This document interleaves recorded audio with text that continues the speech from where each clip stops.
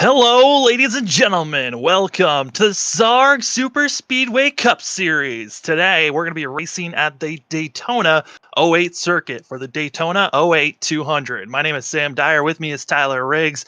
Tyler, it's race number 3 of the season. We've already seen 2 different winners so far with Stephen Gale and now Nick Olson last week. We're now at the Legacy track. How are these drivers feeling here today? Oh man, probably a bit nervous. We know this Daytona 08 track is rough.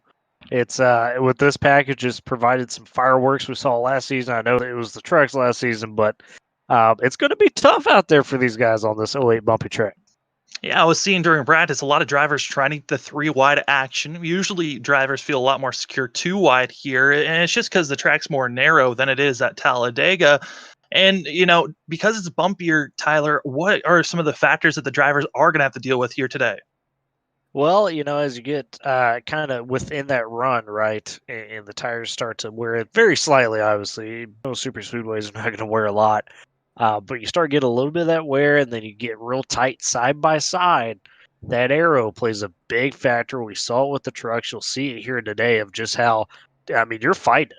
It is not an easy ride out there. It's probably the biggest fight you have versus yourself, within the car compared to the newer Daytona and Talladega and some of these other big time super speedways. We were seeing the grit machines being quick last week, and they've been quick all season long. A driver that I'm not seeing on our field here today, that's going to be Garrett Maines that's not there. As we're taking a look here at our starting results, Brandon Hoff got the pole last week at Talladega. Does it once again in that 9 machine with a 48.153 over Lucas Cram. And as we look through the rest of the field, a lot of fast machines are going to be out there here today, Tyler. And a little bit of a shakeup with the fact that we're going to be seeing these drivers, dealing with a little bit of a different speed and bumpiness, and how are they going to be reacting throughout the day? You got to be mentally on top of your game, even more so than you usually are at these super speedways. You cannot afford to slip up an inch. We obviously know, hey, you get a faster pair in this series, but as most guys will tell you in the series, you want to be able to have that in your back pocket all the way till the end. Obviously, preferably not having to use it. But it'll be interesting to see who comes out on top with this Cup car, and I look forward to what should be a fun race. It's actually going to be Garrett Maines starting a little bit in the middle of the pack. I was about to tell you, yeah. I was missing where he was. Wasn't seeing him for a second, but these drivers, certainly, it's going to be interesting up front how they're going to be reacting throughout the day. 80 laps these drivers are going to have. At lap 40 is when we're going to be seeing our stage 1 come to an end. Those stage points have been very important for these drivers that we've been seeing. And I think right now, even if you're winning these races, you need to be up front in our top 10 to get stage points. Well, and it's highlighted by the current points leader, Lucas Strayer. Folks, both races, he started 21st, right? Both races, he's cashed in on a couple stage points, gotten about 8 bonus points within the race due to those stages. And both races, he's finished 6th, which just by that consistency of finish in the top 10, just outside the top 5 and getting some of that stage points, he's the points leader, albeit by 3 points. But we saw Brandon Hoff do that really well last season. And finally, he was able to get some of those wins. But consistency in this series is the biggest thing. It's so tough to know when to push it, when not to. We talk about it every week where you see some guys saying, hey, I'm going for go over stage just because they feel like, danger's around the corner. They don't want to get involved in anything, and they choose that safe path. But I think something we've seen, Sam, now over the last season plus on the coverage here is that those who are more bold when it comes to that strategy and are willing to risk more generally are the ones that are going to come out on top. A little bit of an interesting pacing lap that we're seeing here. I mean, these drivers get to go around the track twice. Usually it's one time around, but giving the drivers a little bit more time to see the track, get a little bit of a feel of who's around them, and possibly interacting with the drivers around them. How are they going to be working with one another? Garrett Maines talked about it last week, feeling like there's not a lot of friends for this one machine to be working with. And we're going to be looking to see who is really, after a week of racing Talladega, who's decided to go talk with some other drivers and say, hey, if we're close, let's try to work with one another. Yeah, and sometimes when you're a guy like Garrett Maines, you maybe not have a lot of quote-unquote friends in the series. You got to do that. You got to reach out a little bit and say, okay, hey, let's find a way to work together. Let's help each other here because you definitely need it in this series. Drivers getting ready. Pace car pulls off, and we're getting ready to go for the Daytona Weight 200. Green flag out in the air. Lucas Cram, Brandon Hoff bringing us to the green. Yeah, Hoff with another pole on the season. That's his second out of 3 races so far. Of course, Garrett Maines, as previously mentioned, had that first pole. And Hoff looking like he's trying to get back into that rhythm he had last season, Sam. Yeah, I mean, really, the 9 machine was so consistent last season, but it's really, looking at the drivers that are up front, a surprise. Christopher Tate in that 54 machine up high. Surprised to see the 54 up front. Usually he lingers in the back, but has been being caught up in a lot of bad luck. Now deciding to stay up front as we're still 2 by 2. Well, and you just said it, caught up in a lot of bad luck. Tate's been one of those guys that finds himself in some good spots throughout the races, but he winds up wrong place, wrong time. So if he's aggressive, maybe that'll pay off a bit better. Now he's challenging for that lead. And Christopher Tate from the high side to the inside. Now going to be finding us with a 39 car on the high side, trying to be working with Gingrich and some newcomers that we did not see during the Truck Series here in the Cup Series, and now giving themselves an opportunity to try to steal some wins and possibly get a championship win for themselves. Yeah, you mentioned the newcomers. James the Careless up there, that 39, definitely one of them. Has showed a little bit through the first couple races, and just like some of these other newcomers, it's tough. You think it's easy, Superspeedway racing, right? Then you get in a series like this where everybody's so head on a swivel, knowing what to do at the right times. You got to kind of learn a little bit how to be able to not only get up there and run up front, but be able to handle that pressure. You can just see all the cars and where they're where they're shuffling. A little bit of a scuff there, but able to hold on for the 39 machine, and that's coming out of the tri-oval. Very tricky spot, even more trickier now on the legacy course that we're on. Look at Garrett Maines in that one. We talked about a pre-race, started about mid-pack. He's already found his way up there in the top 5. And something else, Sam, you were seeing, we talked about the aero effects and the bumpiness and these guys having it be a handful. You've definitely seen that for these opening 3 laps. Yeah, and they're starting to shuffle around. I mean, the 39 and the 1, probably the best of the drivers that have been moving up through the traffic and now finding themselves leading that outside row. It's that inside row, though, of where we're seeing Lucas Cram really feeling comfortable and some other drivers tagging along of Tate as well as Hoff just holding on. But that driver, oh no! Holding strong. It's going to be Hoff on the inside, but going to be dropping back. That's Lucas Cram on the inside. Now still holding on, and we stay green. It's going to be Garrett Maines still up front. Oh, man, that's unfortunate. Some miscommunication between Maines right there trying to come down and fill that gap, it looks like. They're talking about a course right now, working through it a little bit. Of kind of what was seen, what was not seen, maybe, and that's a tough one, Sam. Curtis Critchley in the 0-2. First time up front, really, for the 0-2 that we've seen today. Yeah. And able to make some charges. Also for the 19 machine on the high side. Was one of those drivers trying to just slingshot it. Going 3 wide and finding himself second in line on the high side. Yeah, Alex Forget Berube there. One of those newcomers. He is definitely something to watch at 19. Self-admittedly, this is something that maybe isn't his strongest suit, the super speedways, so he's having fun out there trying to learn it, and so far, adapted pretty well in this series. Yeah, right now, continuing to watch as well. Hop on board with the hood cam of the 19. Let's get a little bit of a picture of SpongeBob and Patrick on that rear end of the 39 as the drivers, I mean, this is kind of where we're going to be finding a lot of the machines just hugging right now, 2x2. Some drivers that feel like they need to get up front will go 3 wide. But, I mean, just trying to keep it clean, but that is some shuffling you don't want to see. Drivers on the apron through the tri-oval. Yeah, it's so tough. I mean, you cannot stress enough if you have not experienced it, the bumpiness. Just how much that really messes with you, especially when you factor in this high aero package. Oh, a little bit of wobble there from that 81 in the top lane of Jeremy Jones.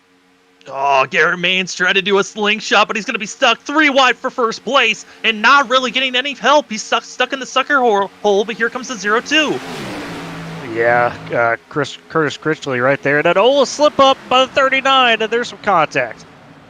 And they're going to be off the track. That's going to be Newsom and others. I believe that's also going to be Tate, who drops down to the apron as they're all still scattering behind, trying to figure out how to get back onto the course and also keep their speed high. That's 2 or 3 times now, Sam, that they could have very well wrecked this one, and probably lesser drivers would have, but they found a way to not wreck. I mean, it helps when you're in a series that's been going on for quite a while. This is a SARG Superspeedway series, and they do trucks. They've been doing Cup for a while, and the skill obviously on display there. But now you're starting to see basically 2 really defined groups with cars scattered in between. You got about 6-7 cars up front. Garrett Maines leading that charge.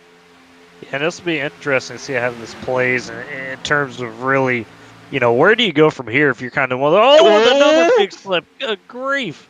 That was the 55, I believe. That was the 95. That was going to be Christopher Lewis. Yeah.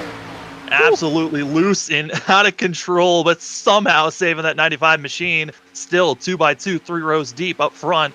As the rest of the cars, I mean, that kind of shuffling is going to allow that second group, if they can get themselves lined up, they can catch back up to our front runners. This is not a situation we encounter very often, Sam, in this series. Usually, it's more of 2 defined groups like you're talking about, where you get about a split field, maybe 15, 16 cars in that first group, and then you get that second group as the rest of the pack. Well, right now, this is just kind of a mess. And, don't forget, folks, with the way they run their fuel in this series on these fixed sets, you have to make some green flag stops. This could really be impactful, Sam, to those all-important stage points we talked about. Oh, we're on board with Robbie Lyons, and we're just seeing from the 15 machine the amount of toe there is utilizing the draft coming out of the corners is so strong. The tri-oval, though, it seemed like that's what the 15 got a little bit bogged down, but also could have just let off the gas, making sure that he didn't run into the drivers in front of him. It looks scary out there right now. It looks like a handful, even maybe a little bit more so than what we thought it was going to be coming into the race.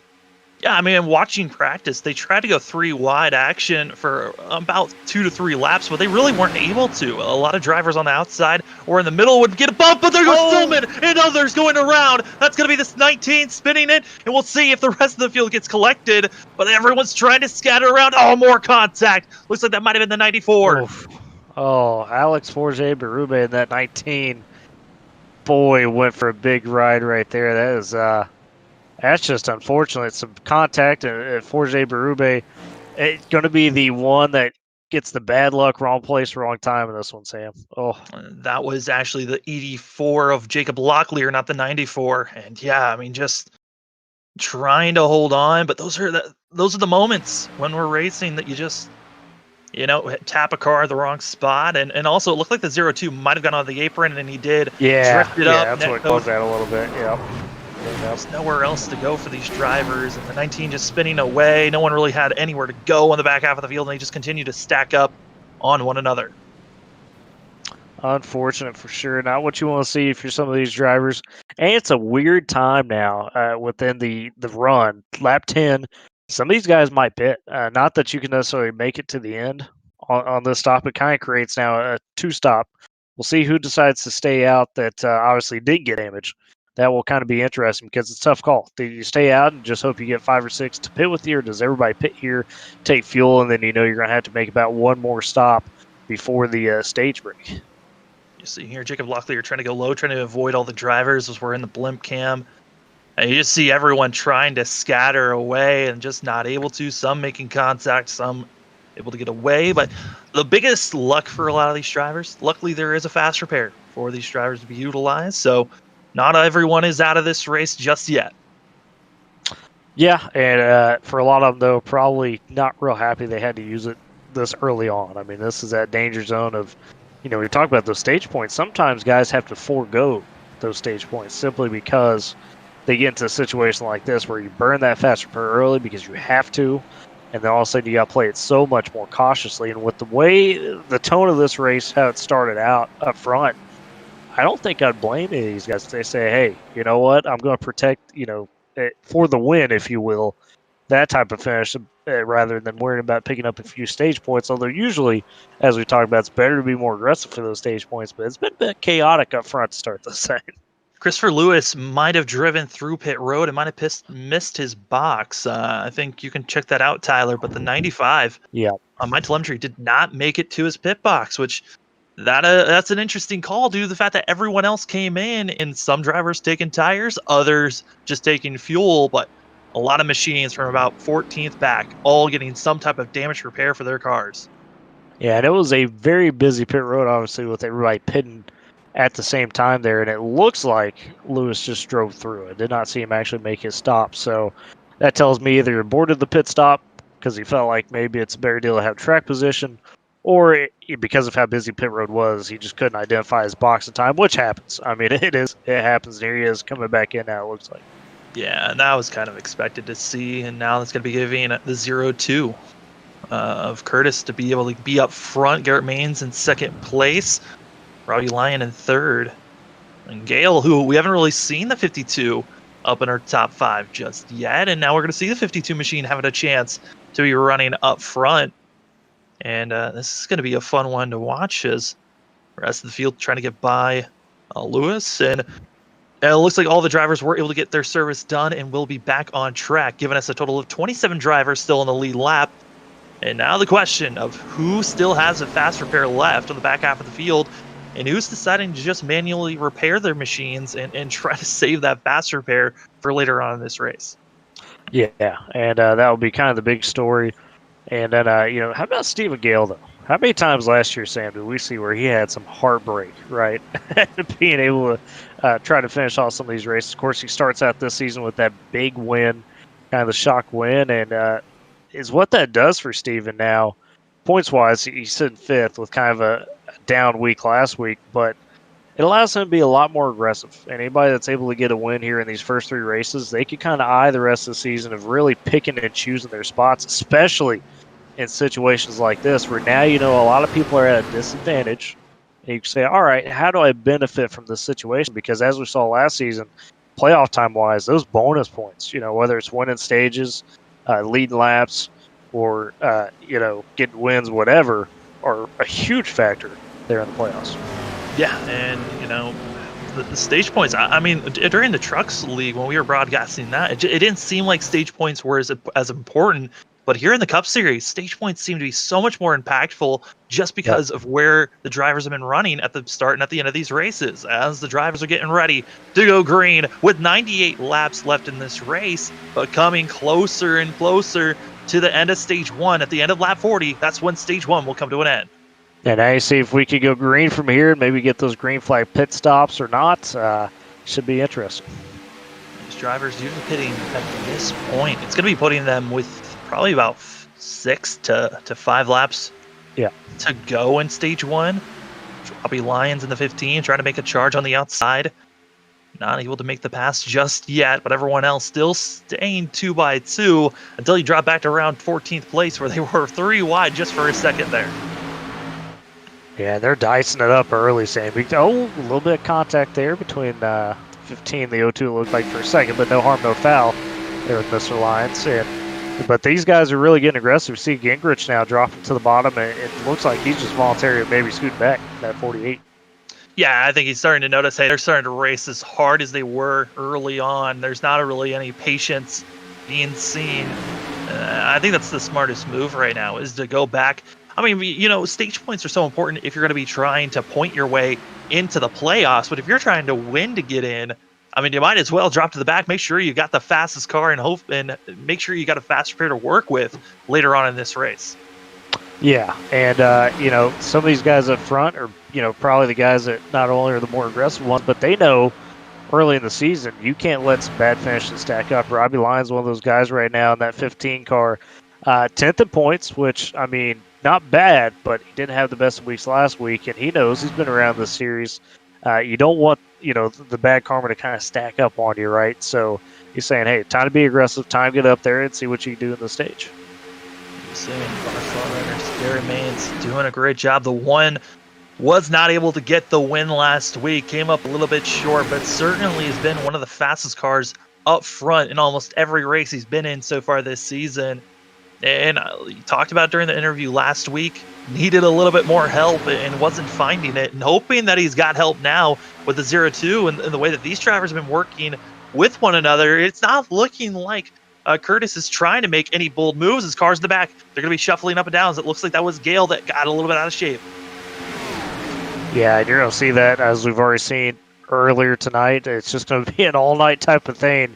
You got to be careful because disaster can strike at any moment, anywhere. These drivers are still just pushing it around. I mean, when you're in this type of situation, drivers are staying 2 by 2. No one's really feeling comfortable or confident to take it 3 wide. How tough is this, being in the middle of the field, kind of feeling trapped on where you can go while waiting for the rest of the field? Is there one car going to be going completely off track?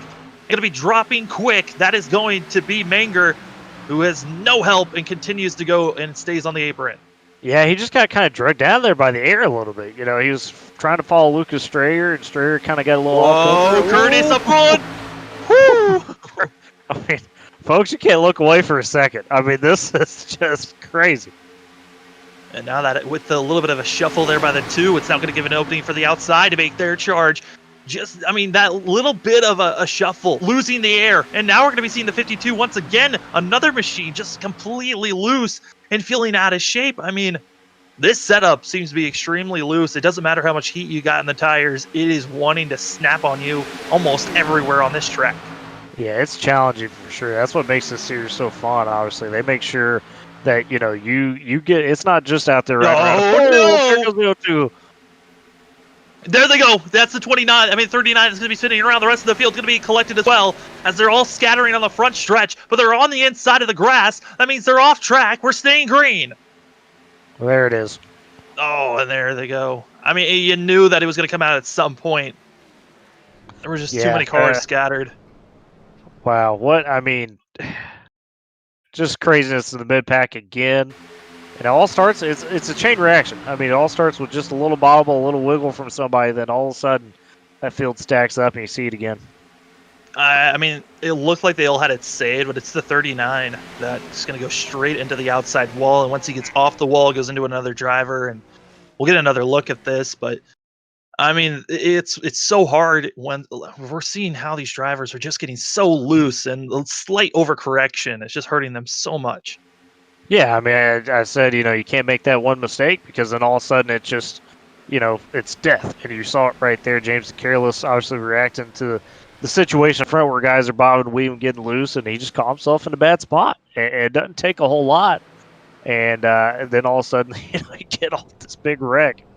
And it's definitely tough. Careless started 5th today and was hoping for a good result at Sam, because he is sitting down points-wise. Trying to find him here. He's back in 19th, 28. So he needed a good day to try to kind of get back a little bit. So we'll see if he can recover or not. We'll take a look here. Some of the drivers are trying to get repairs done. It looks like Lewis going with manual repairs, and might have forgotten to hit the fast repair. And so still in pit road after the first caution.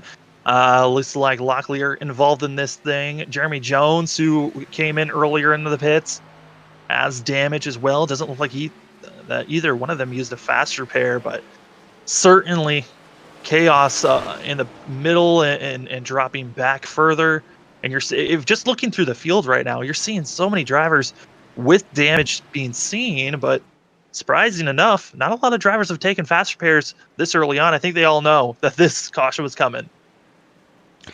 Yeah, I mean, you could tell by the tone of how things started out, to your point, where guys, the more kind of veterans of the league realize, okay, we might not get through the rest of the stage caution free after that first one. And now, pit stop wise, Sam, this puts them all in that spot to where you should be able to make it and then go the rest of the lane. Ooh, Robbie Lyons, watching him on pit roads. Also, Gary Maines. And Gary Maines, there you go. Both of them were That's also a strategy for some drivers, is to kind of mess up on purpose and just fade to Drop the back a back. little bit. Yeah.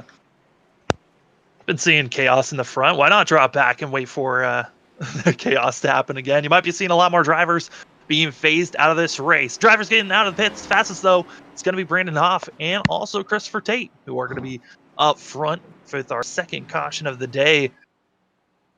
Ooh, I mean, lap 20, second caution. Like, you got a feeling that more cautions are going to be coming out. There's a little bit of patience here, but mainly it's just how much the cars are out of control. Yeah, it's a rodeo. I mean, we have seen that so far tonight, and this is where the cream really kind of rises to the top, right? We saw it last year with Daytona, or last season with Daytona '08, where the guys who were able to really be calm, cool, collected, in those tight spaces, knowing all the craziness that was with the bumpiness, came out on top. I mean, they flexed that skill, and I think Brandon Hoff is one of those guys that could do that. There's a couple of them in the field, but Hoff himself last year, for the most part, last season was up there and first in the standings with his consistent runs. You mentioned he was a serious contender for that title all the way down to the end. And he's off to a bit of a slow start so far here this season. Seventh in points. And right now, Saban, he'd love to be able to just kind of nab the stage, on the back end of things. Yeah, I mean, stage points would be so massive, especially for some of those drivers that are further down in points. I mean, Robbie Lyons, I think he's in kind of a must get a lot of points. Yes, he's inside of the top 10 points wise, but he's 22 points back. And everyone that is in seventh above, they're extremely close. Everyone else, they're just needing some more help with stage points wise and just good finishes. Yeah, and just avoiding the bad luck, right? At least in this one. That is. That's one of the big keys usually for a lot of these drivers, just staying out of the gunk. Well, as we're seeing here, pace car lights are off here in the Daytona 08 200. It's going to be a wild end to this race, and we're only 21 laps in. We're going to the end of lap 40. That's when stage one will come to the end. Top 10 of those drivers in the field at the end of stage one will get stage points.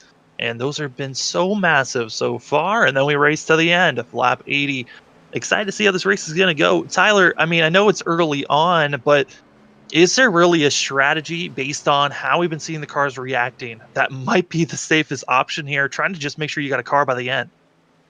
Yeah, there's no safe option at this point with how things have been going.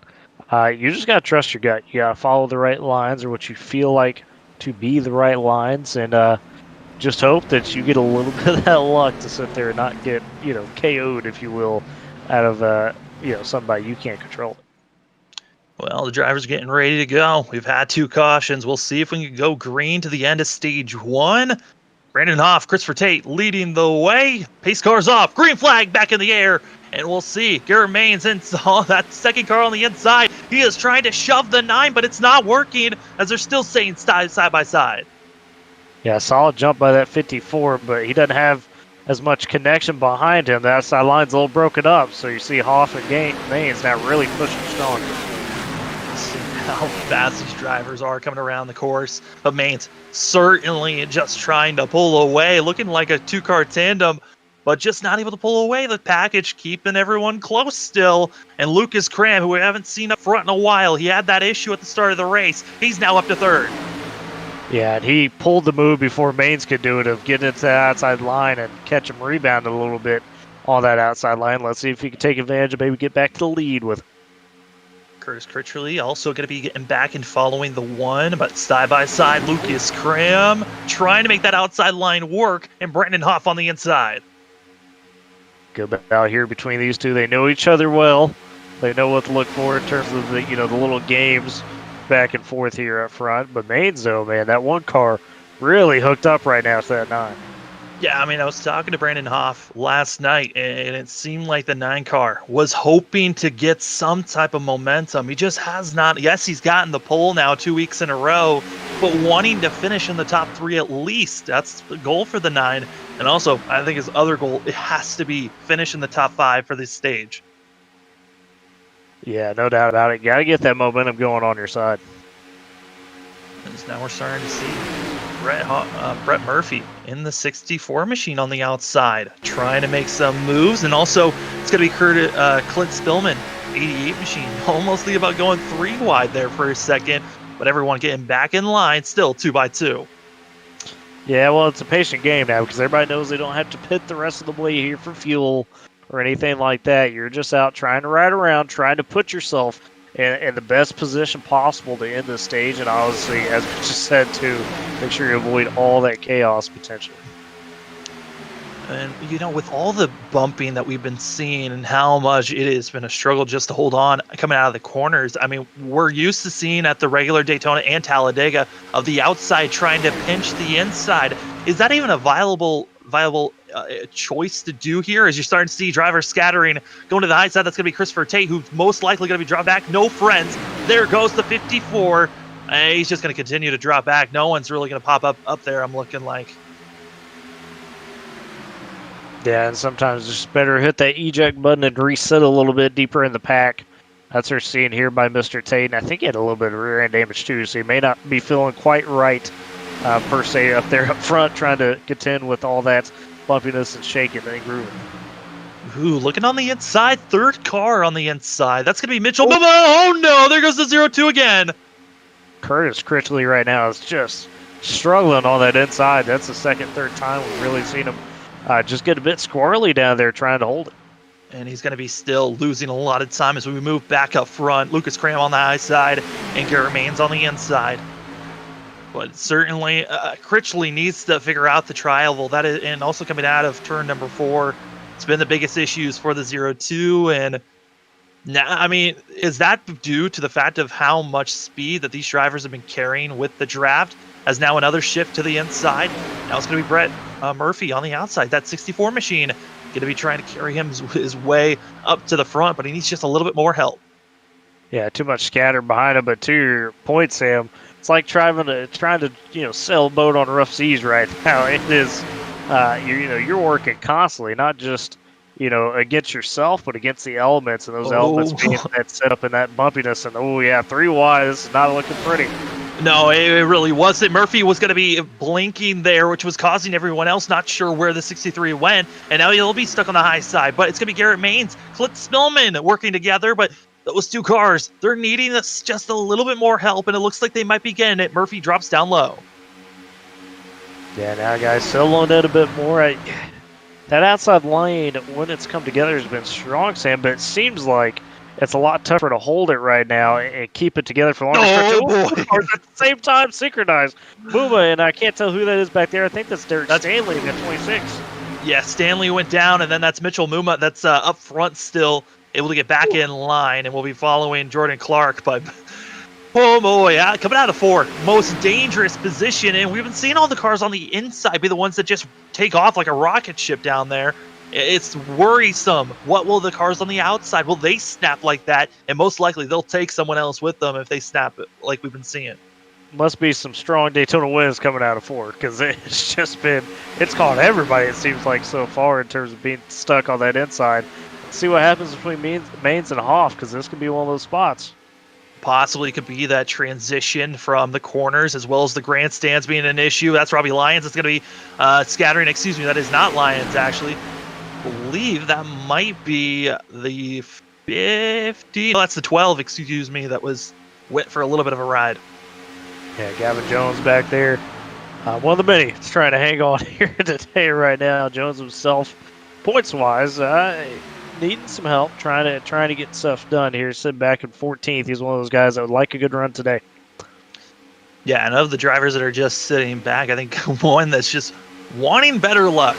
But, I mean, wanting better luck of finishing up front, but has been having those consistent runs you've been talking about. Lucas Schreier back in 16th place.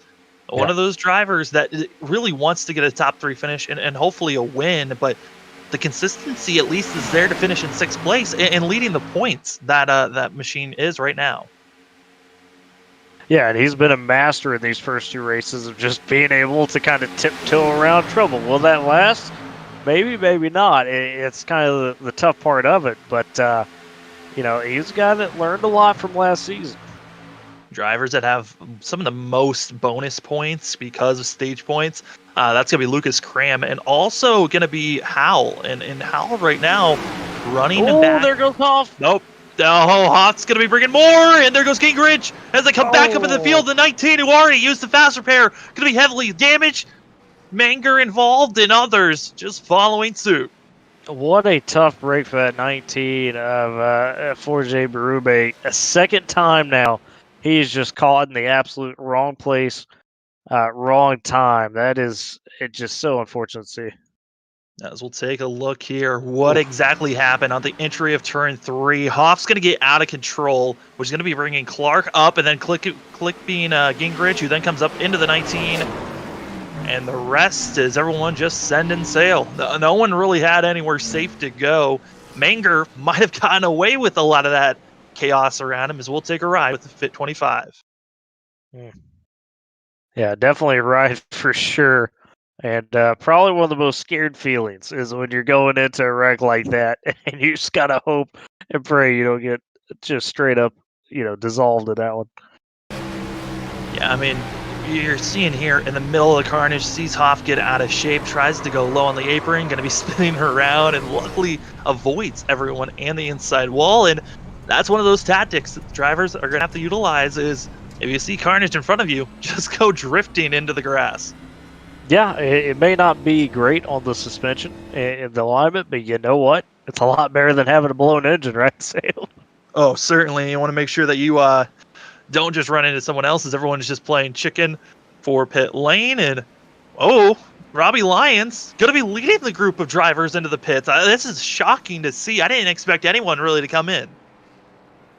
Yeah, interesting choice because we highlighted how really you didn't need to fuel-wise pit here because of the pit stops at 20.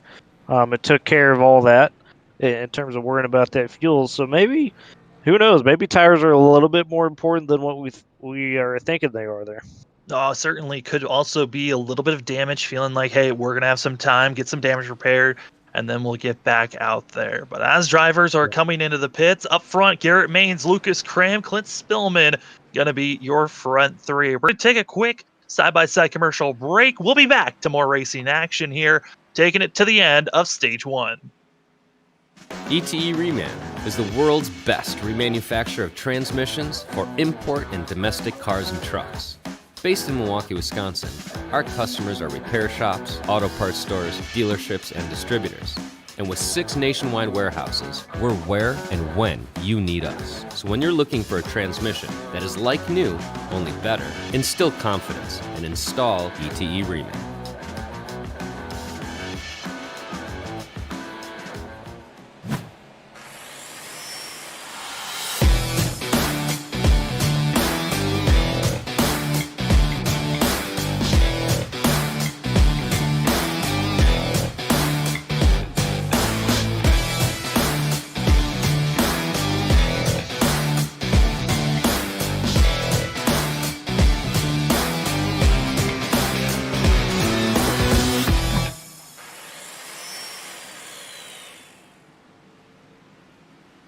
We're based out of West Monroe, Louisiana. We do custom T-shirts, racing. We'll do any shirt. We'll do schools, churches, fundraisers. We do a ton of event shirts, as you can see on our board here, all around our banner. Personalized. I mean, we do anything. It doesn't matter to us. We got the custom rugs. We use all the top quality shirts, inks and everything, hoodies, hats. We do embroidered hats, embroidered shirts. Just you can call us for anything. We do offer the bag and fold, to where you can receive them and they're already labeled and tagged and bagged, ready to give out to your customer and stuff. So you just call us and just tell us, hey, this is what we're looking at doing, and if we're going to put the car on there, it is 125 quantity minimum. If it's without the car, it's 60 quantity minimum. That's strictly on the racing stuff. If it's a business or something, if you race on Texas shirts, it's a little bit differently. You can call us. It just depends on your quantity. Hello, ladies and gentlemen. Welcome to the SARG Superspeedway Cup Series here at the Daytona 08 200. Garrett Main's going to be leading the charge, but this is caution number 3 that we're under as drivers are getting ready to go green once again. We are running to the end of lap 40. That's when stage 1 will be coming to an end. Top 10 will get stage points. Everyone else going with no bonus points until we run to the end of this race. My name is Sam Dyer. With me is Tyler Riggs. Tyler, we're getting ready to go green once again. It's looking like a shootout. Who do you got? Man, those two cars up front right now, and Garrett Baines and Lucas Cram, are very strong, and Baines has been aggressive in defending that position. Is really tried to hold that lead. I think he might have it in the bag here. As green flag back out in the air, it's going to be the one on the inside leading the charge, but certainly that 44 looking quick. And then back, third car on the inside. That's going to be Brandon Hoff, who was our pole sitter here today. We'll see if the 9 can make any types of moves to get back up front. They're still side by side entering turn number 1. And look, that inside push. Clint Spillman, that 88. He's a guy that knows how to find his way up there and put himself in the right spots. Maybe he could contend for the stage win. The drivers are scattering around. I mean, you can just see Clint Spillman right here bumping mains, trying to give as much help as possible. But it's on the outside. Lucas Cram getting a shove by, I believe that is Murphy. And then also Muma as well on the outside. These drivers on the outside, not a lot of drivers we've been seeing up front, but certainly trying to make their final charge here, as now we're coming to 6 laps to go until we get ourselves here battling to the end of stage 1. That's where you got to weigh that risk versus reward if you're in those top 6 or so, because yes, stage 1 would be nice with some good bonus points, but hey, just finishing the top 10 of the stage will go a long way. So you got to say, what can I do to work my way maybe a bit closer towards the stage 1 without risking it all? You're on board with Lucas Cram. You can just see the line of cars all trying to stay in row, and a great move to the inside. Got to be leaving that 64, trying to make a charge for himself, and losing one machine isn't completely hurting the outside, but they certainly are looking like they need more help. Here comes Bain, going to be trying to make a pass for the lead, but it looks like it might have backfired. Oh, he's got put in that sucker hole once again.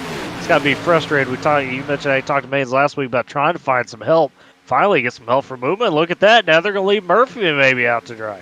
Mitchell Muma, highest that we've seen this 34 machine was 6th place. Now going to be up to 3rd and trying to make that outside line move and get the 1 back up front and leading that inside row, but also behind them. You got to be watching out. We got the 57 we haven't seen up front either, and also Lucas Strayer, who's been running around 16th, 17th all the race. He's now up into our top 5. Yeah, and Lucas, mentioned the points leader coming into today and finished 6th both races, take advantage of some stage points, and hey, right back where he wants to be and trying to put himself maybe in a good spot for some more bonus points. Oh, Tyler, they're running hard and coming out of 4 there. I thought for sure we were going to see a couple of drivers rocket ship it to the inside wall, but able to hold on. But certainly the nerves have to be there. They've seen so many drivers getting so loose. I mean, what can you even do in that situation when you're trying to go all out? Spillman going to be touching the apron for a second there. Yeah, you just got to be smart with what you're doing. I mean, you have got to be careful. It's one of those deals, just talk about risk versus reward. Make sure you're in front or behind somebody that you really trust if possible. And now going to be side by side. Clint Spillman going to be trying to get pushed here by Mains. Mitchell Muma going to be shoved up, almost losing that position. But on the inside, that's going to be the 19 who's now going to be making cars have to move up and almost come back up into that outside lane. Now we're coming to 3 laps to go here in stage number 1. Boy, it's getting risky. I mean, Forche, Ruber right there made things interesting. 19. There goes Spillman down 3 wide. He might get shuffled out. That was a great move by the 1 of Mains, but that's a great way of losing friends. Mitchell Muma almost putting Spillman up into the outside wall. Yeah, talk about losing friends. Oh, there they go. Down the backstretch, Strayer involved and others. They continue to scatter around, and this could be, I believe it will be, the caution that's going to be bringing out the end of stage 1.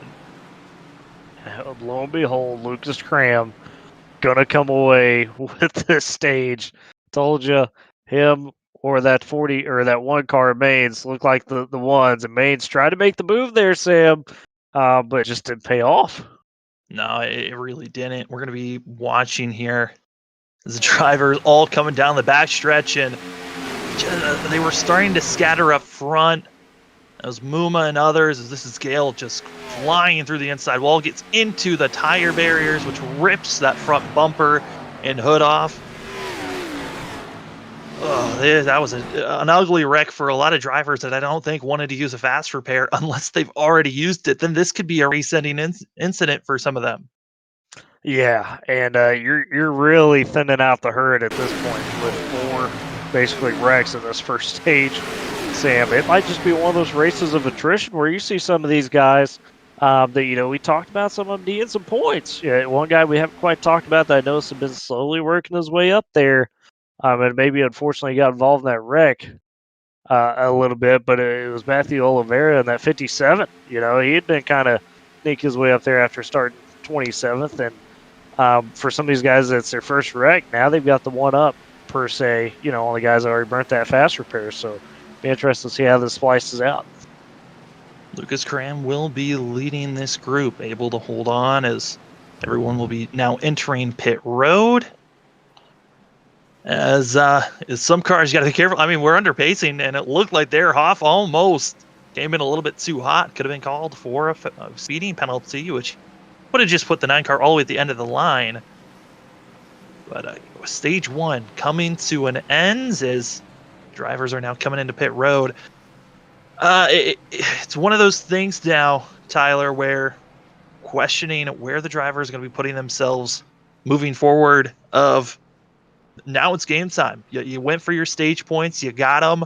Now you got to set yourself up just in case this race goes green to the end.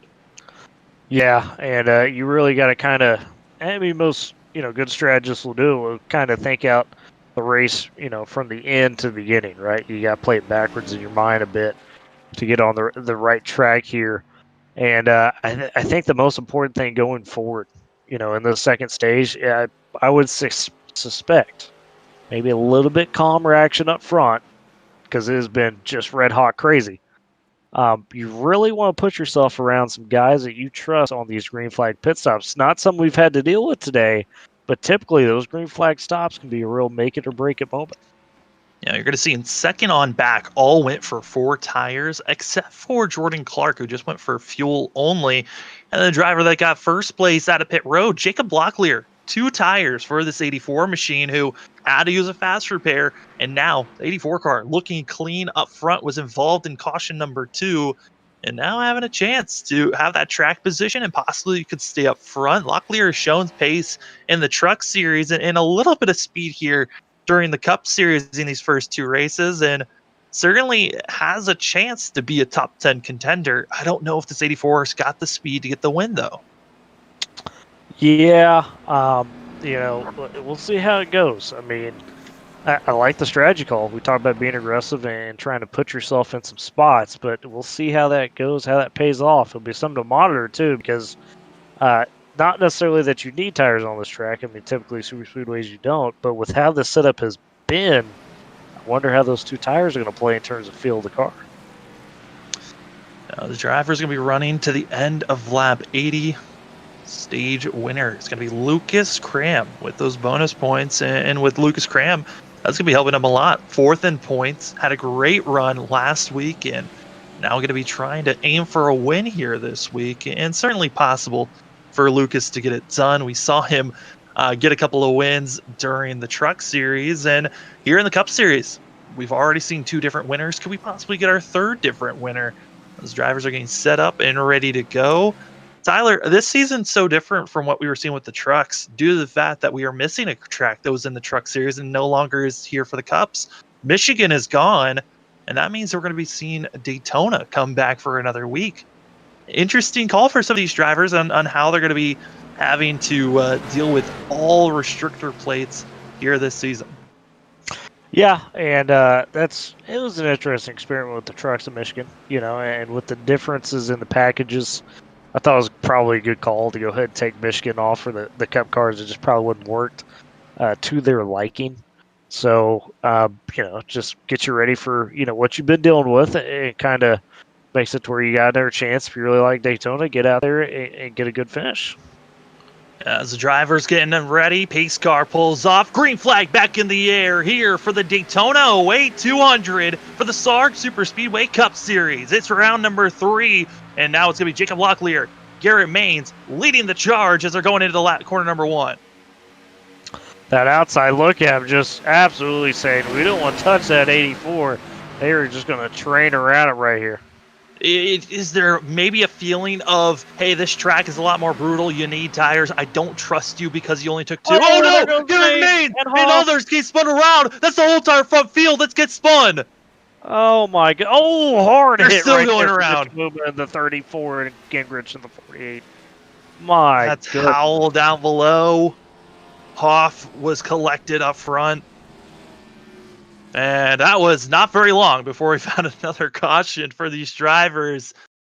And it all started up front. I mean, Maines as well as Hoff, they tried to bump one another on the straightaway. It just didn't work. You'll see here on the blimp cam of the drivers just getting that run, but clipped right on the quarter panel on the right side, set the one to the inside, 9 car follows, and away the rest of the field goes. Boy, worst spot to have that at right there. I mean, that is just really tough for a lot of these guys.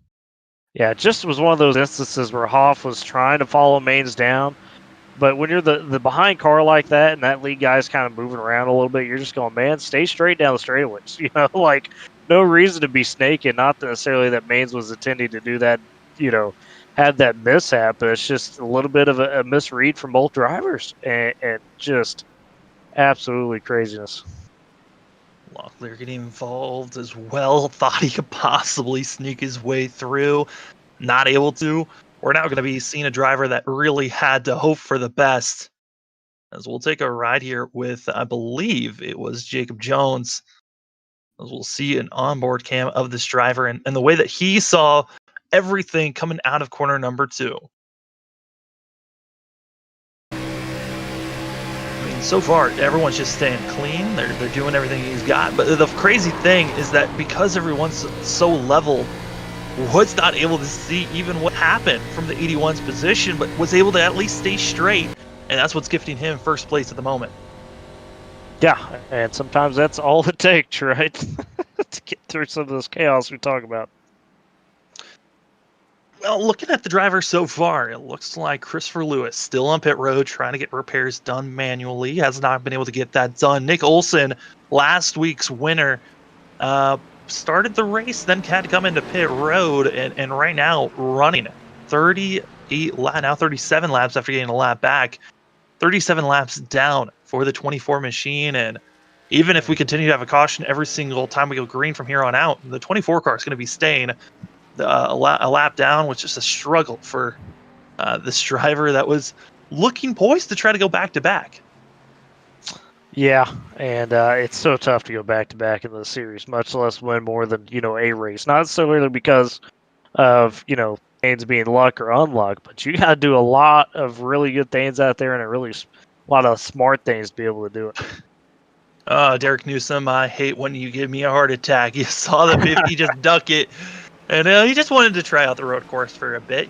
Some drivers just got done with the doing the 24 hours at Daytona with the endurance racing that happened this past weekend, and some drivers still trying to get that mojo out of their system.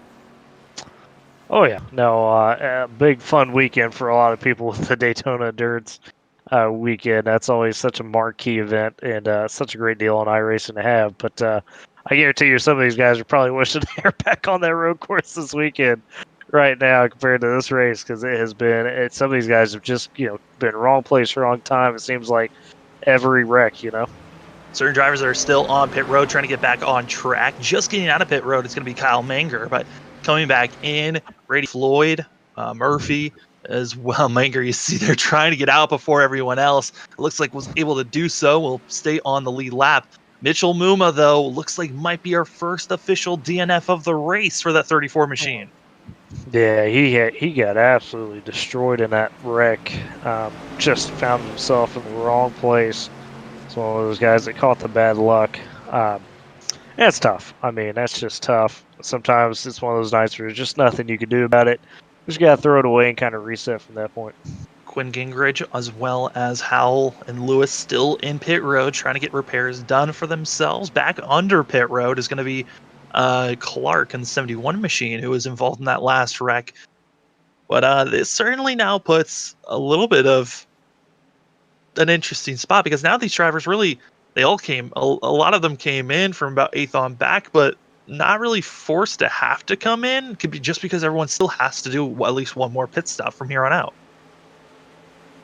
Yeah, and that's, it's going to be kind of the thing to watch if these cautions keep breaking the way they are. It's going to set up for kind of a weird instance like you're talking about where not to necessarily say somebody's going on fuel strategy, but maybe a little bit more about, hey, how good are you going to be in your stop and how quick can your group get back out there and get going? Pace car lights are off. We're going this time by, as this was our 5th caution of the day. We're going to be about to start lap 46 for these drivers. It's been a hectic and a heartache one for a lot of these drivers, but Jeremy Jones as well as Stanley going to be up front and trying to get this race going. Jeremy Jones, we haven't really seen the 81 car leading this race, but it's going to be Clark already off and really struggling to get going, but running straight to the high side. That's Robbie Lyons. What a move, but yellow coming out. Yeah, and not quite sure what happened right there with that 71. That was just a weird instance. Brought out that caution. 71. We're going to take a quick look. It looked like he was coming out of pit road, and that's what brought out this caution. But odd. Did you see anything else that might have brought out this caution? Because that's all that I could see. I think that was it. And what happened was Clark, as you see on the replay there, they were coming to the green. Clark's trying to beat out the field of, to pit road. He's going so fast, there's a big bump right after you get outside of pit road, and he hopped it and spun him around. So weird instance. They're saying that was an iRacing caution in the sense that it was thrown by iRacing, not an admin. So a bit of a weird one, but sometimes that's just, you got to deal with some of that stuff. I mean, that kind of capitalizes how today has been. I mean, it's just been that weird of a day here today. Yeah. I mean, now Clark luckily did not make any more contact than what was needed, so 71 machine should still be good, but now will not be the lucky dog. Lucky dog actually should be going to the 19 machine, who has been heavily damaged and trying to get back going. And just looking at the field right now, certainly wild to be seen as Jeremy Jones trying to race his way to get back to the pace car, and there it is out of 4. But Tyler, I mean, such an odd wreck as the drivers. We'll be seeing who comes into the pits, but you won't miss anything as we're going to take another side-by-side here, and we'll be right back to more racing action. ETE Reman is the world's best remanufacturer of transmissions for import and domestic cars and trucks. Based in Milwaukee, Wisconsin, our customers are repair shops, auto parts stores, dealerships, and distributors. And with 6 nationwide warehouses, we're where and when you need us. So when you're looking for a transmission that is like new, only better, instill confidence and install ETE Reman.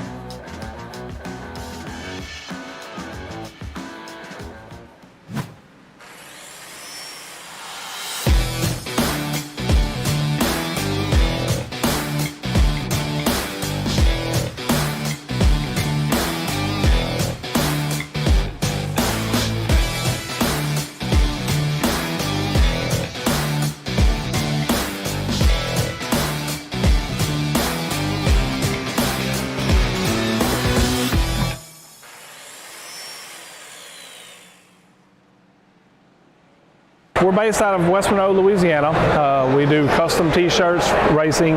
We'll do any shirt. We'll do schools, churches, fundraisers. We do a ton of event shirts, as you can see on our board here, all around our banner.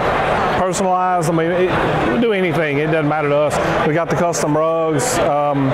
We use all the top quality shirts, inks and everything, hoodies, hats. We do embroidered hats, embroidered shirts. Just you can call us for anything. We do offer the bag and fold to where you can receive them and they're already labeled and tagged and bagged, ready to give out to your customer and stuff. So you can just call us and just tell us, hey, this is what we're looking at doing, and if we're going to put the car on there, it is 125 quantity minimum. If it's without the car, it's 60 quantity minimum. That's strictly on the racing stuff. If it's a business or something, if you race on Texas shirts, it's a little bit differently. you can call us. It just depends on your quantity and ink colors. Everything is hand drawn. I mean, everything. We don't Photoshop anything onto a shirt or anything like that. Everything that we go through, everything is drawn, and which is the reason for the art fees. Because we do have several graphic artists that draw for us, and they're really good. So what we do is on any package that you do, we can mix and match. We can do any colors. You can do purple, red, blue, green, and do the rest black. It doesn't matter to us. With your design on there, we can do hoodies. We can do hoodies, long sleeve shirts, t-shirts, tank tops. It doesn't matter. I mean, it's almost limitless what you can do, and you can put all that together in that package to make that minimum requirements. They can call us 318-278-7191, or they can email us at bulletprooftees at yahoo.com, or they can go to the website bulletprooftees.com. Hey, it's Wesley Outland of CRN Sports, one of the co-founders. I'm also one of the announcers on Live Sim Racing, LSR TV. We've recently partnered with And we are back, ladies and gentlemen, to the SARG Superspeedway Cup Series here for the Daytona 08 200. It's been a wild one here. As you see, 6 cautions have come out, but pace car lights are off. We're about to go green with 31 laps to go. My name is Sam Dyer. With me is Tyler Riggs. Pace car is, it's been a busy day for the pace car, certainly here today, but the drivers up front, ready to go. Jeremy Jones, as well as Robbie Lyons, they're going to be leading the way. Green flag, back into the air. Let's see who's got what it takes here to close this thing out. Mentioned how I'm probably going to get, at least a series of pit stops or needing one.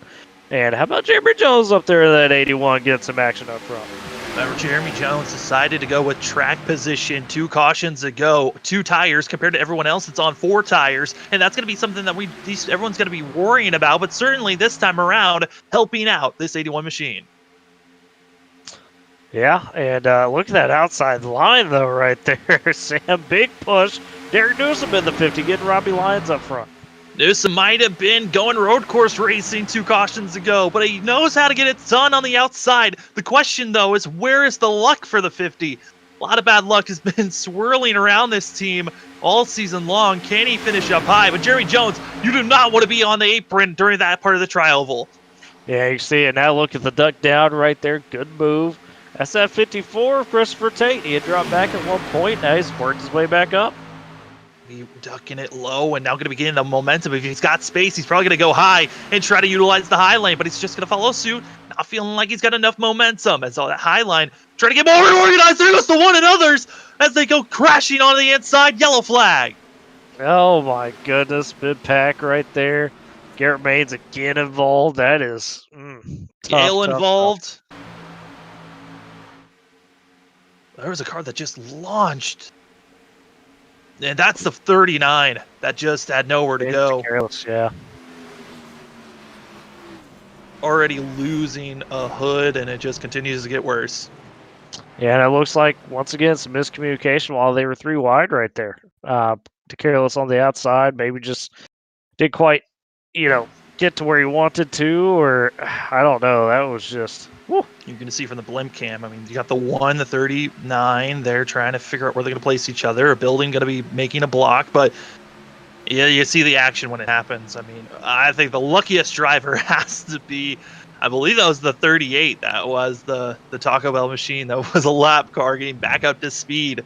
That didn't get involved in that thing, but certainly very close call for those drivers. Yeah, no doubt about it.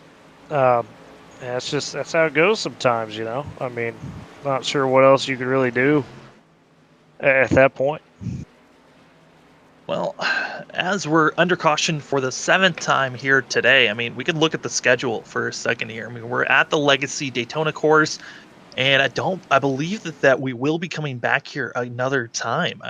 As I'm trying to take a look, actually, this might be a one-time thing this season. Nope, I take it back. We're actually going to be starting off playoffs here at the Legacy course. We're coming back as drivers going to be coming into the pits and trying to at least get a splash of fuel. This might be a little bit too far from their window, but certainly going to be giving them a different opportunity of, fuel strategy if this thing goes green, but most likely we're going to have another maybe 5 to 6 laps before another caution comes out. That's been probably our longest run so far.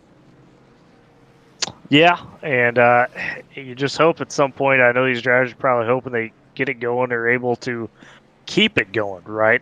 I mean, Yeah. you want to be able to run the rest of the way green here, but it's happened sometimes this series. With the nature of the series, you get a tough track, tough setup like this on a given week, and it's really, turns into a war of attrition and who can keep themselves clean.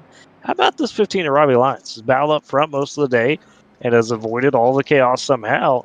This will be big if Robbie knowing, hey, a lot of these guys are down on power, maybe banged up, even some of the top front runners. It's going to be his chance to kind of steal a win here. Yeah, I mean, certainly a great chance for the 15, who we didn't see win it all last season in the Truck Series, and certainly was one of the top dogs who had speed and could push anyone up front. But that bad luck that everyone's just been feeling, it certainly was over the 15 car last season. But we've been seeing a lot of bold moves here by Robbie, and questioning, are those moves a little bit too aggressive too soon? And could that be hindering the 15 car later on for drivers that are now seeing some of the plays that can be made and where to block and where to place their machines? Yeah, it's going to be real interesting, to your point on that. I mean, and sometimes with, your lines, you're out there up front, that's kind of the worst spot to be because, like you said, you got guys out there measuring things up behind them and kind of, figuring out how they want to attack things and how they want to put themselves in the right spot. So it's not easy place to be, but we have seen guys, last season and at previous points in this series be able to handle it up front and control things if they know how to do it properly.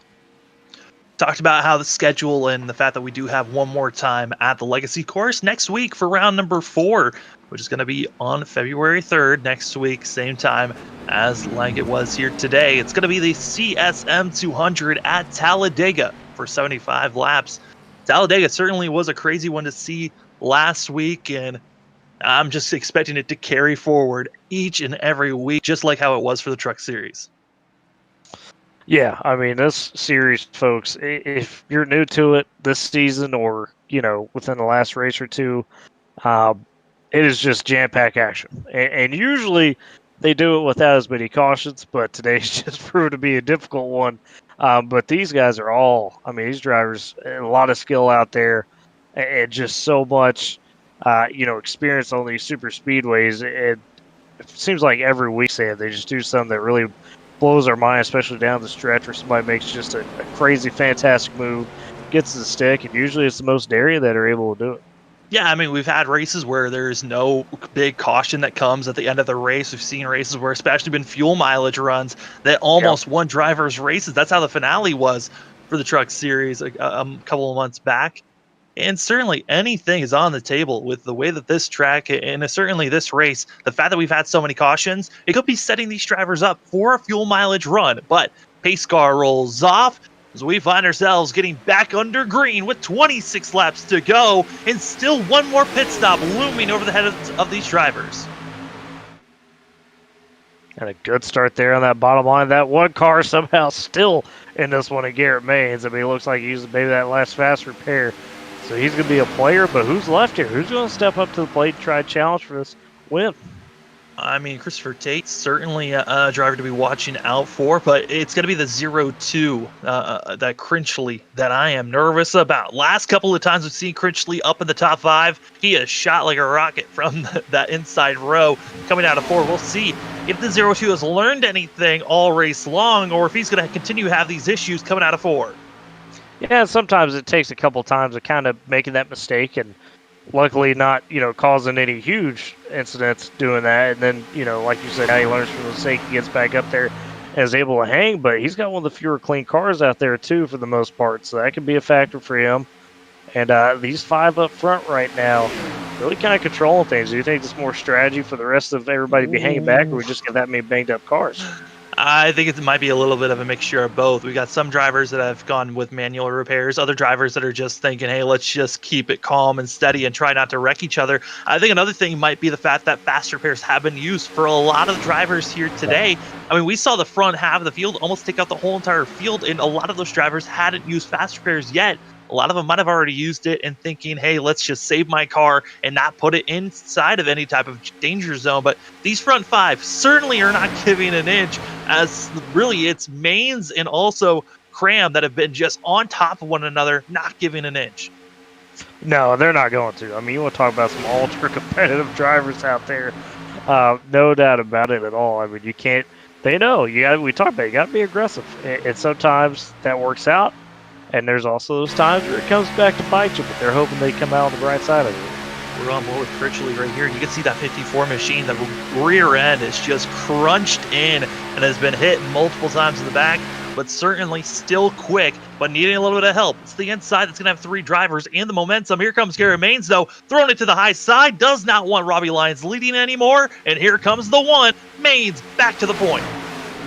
Yeah, that's what we call it, the slingshot maneuver right here. You get that big run behind a guy, you get some space on the outside lane, you come up, you use the momentum with the outside lane rebounded, and you're able to shoot down to the lead from that. Mains not quite clear, though.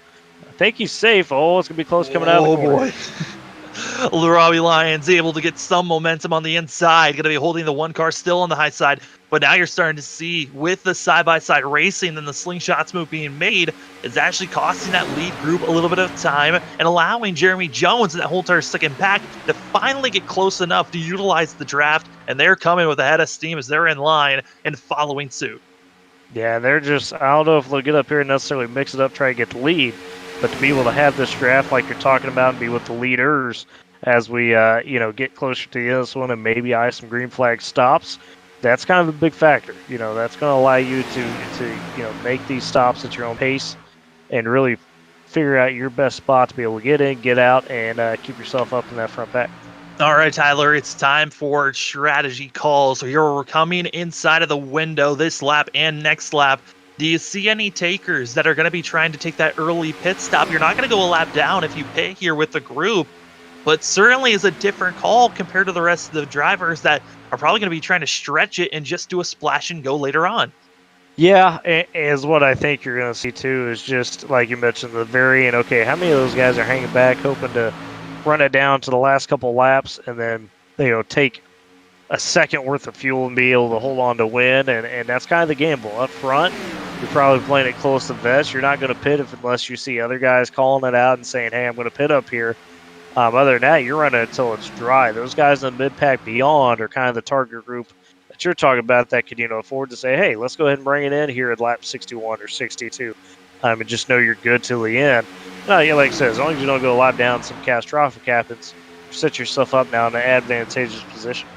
Yeah, I think for the drivers that would think about possibly pitting here early, gosh, these drivers, they're just certainly getting out of shape. Again, just off forward. We've seen a lot of guys do that 2 or 3 times in this race. It's so just nerve-wracking at times because you don't know how aggressive they're being pulled off. We've seen a lot of drivers be able to catch it, and due to the fact that there's so much space down there coming out of 4 and not a lot of grass that would just slide you into the wall. But certainly these drivers showing off a ton of skill in the fact they're able to save these machines, and also just showing how loose it is coming out of 4. Oh yeah, it's wobbly, it's squirrely, and you got to hold on for dear life. Jeremy Jones going to be staying close, almost onto the apron, but able to hold on. Lap car going to be on the outside. These drivers going to be trying to get around, as they will cleanly get around there. I believe that was the 38. It is the 38 who's going to be on the outside.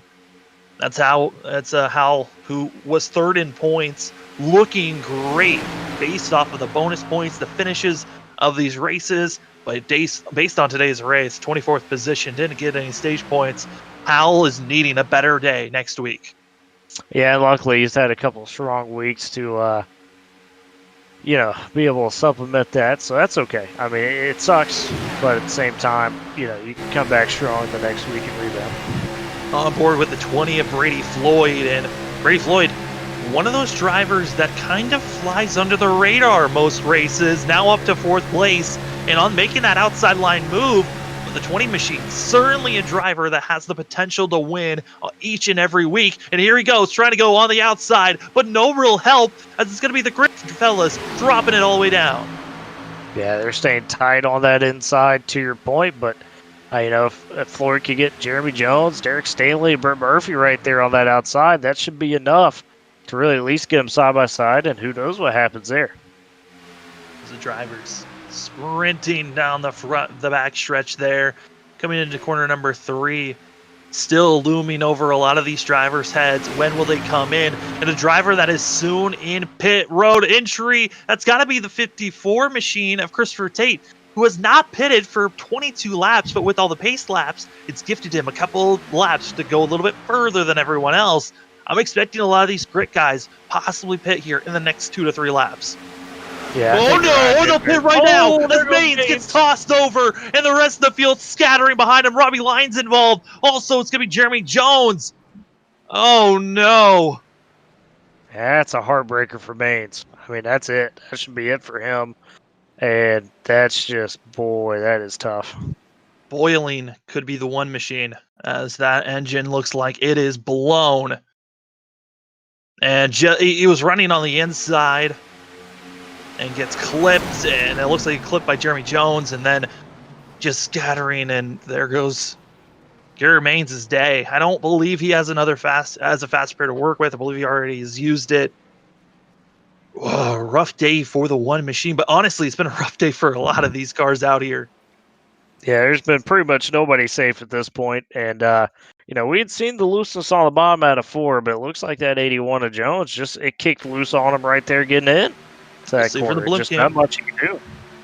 From the blimp cam, you'll see here Jeremy Jones comes down, clips the one, and just nowhere for a lot of these drivers to go. That's on board with the 26. And Murphy makes more contact with the 26 there, and well, that's caution number 8. I mean, it's one of those things where the legacy course has certainly showed its fangs here today, and the drivers have gotten bit, and they have not been able to really recover. Lucas Cram, though, and also Christopher Tate, both of these drivers have dropped back at one point during this race, have done a great job to make their march forward, but it just seems like it's the same drivers just having bad luck. I mean, Garrett Maines, he's gotten clipped now multiple times, and that could be his day. We'll see who else gets taken out. Looks like the 19 also has been our second official DNF of the day, but other drivers in pits trying to get their services done. But this should be our money stop. This should take us to the end with all these drivers coming in now. Yeah, I mean, at this point, you come in, you get it done on your service, and then, it's a stretch run from here of, who's going to be able to survive, who makes the right decisions down the stretch, and should be a fun one as we close it out here. Maine's going to be still out on course, just running laps. I don't know if he knows how damaged that vehicle is. Critchley, great stop for the 0-2, able to get by Christopher Tate. So sometimes your crew can give you a position.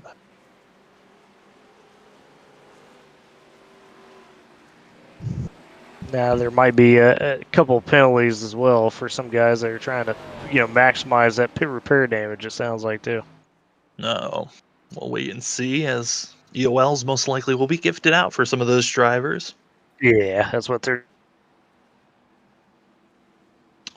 discussing, kind of, and it's what you got to do sometimes. You got to weigh that risk reward of saying, okay, is it worth to take this EOL in for a lot of times when it's for that damage? Absolutely it is, Yeah, I mean, if you're going to get some damage repair done, get it done as fast as possible, and hope that you don't go a lap down. Take the EOL, start in the back. And here at Superspeedway Racing, especially here at Daytona, you can start all the way in the back and make it up front in 2 to 3 laps. It's possible if you can get the right run, a little bit of luck in positioning, but easily these drivers can get as much positioning as possible.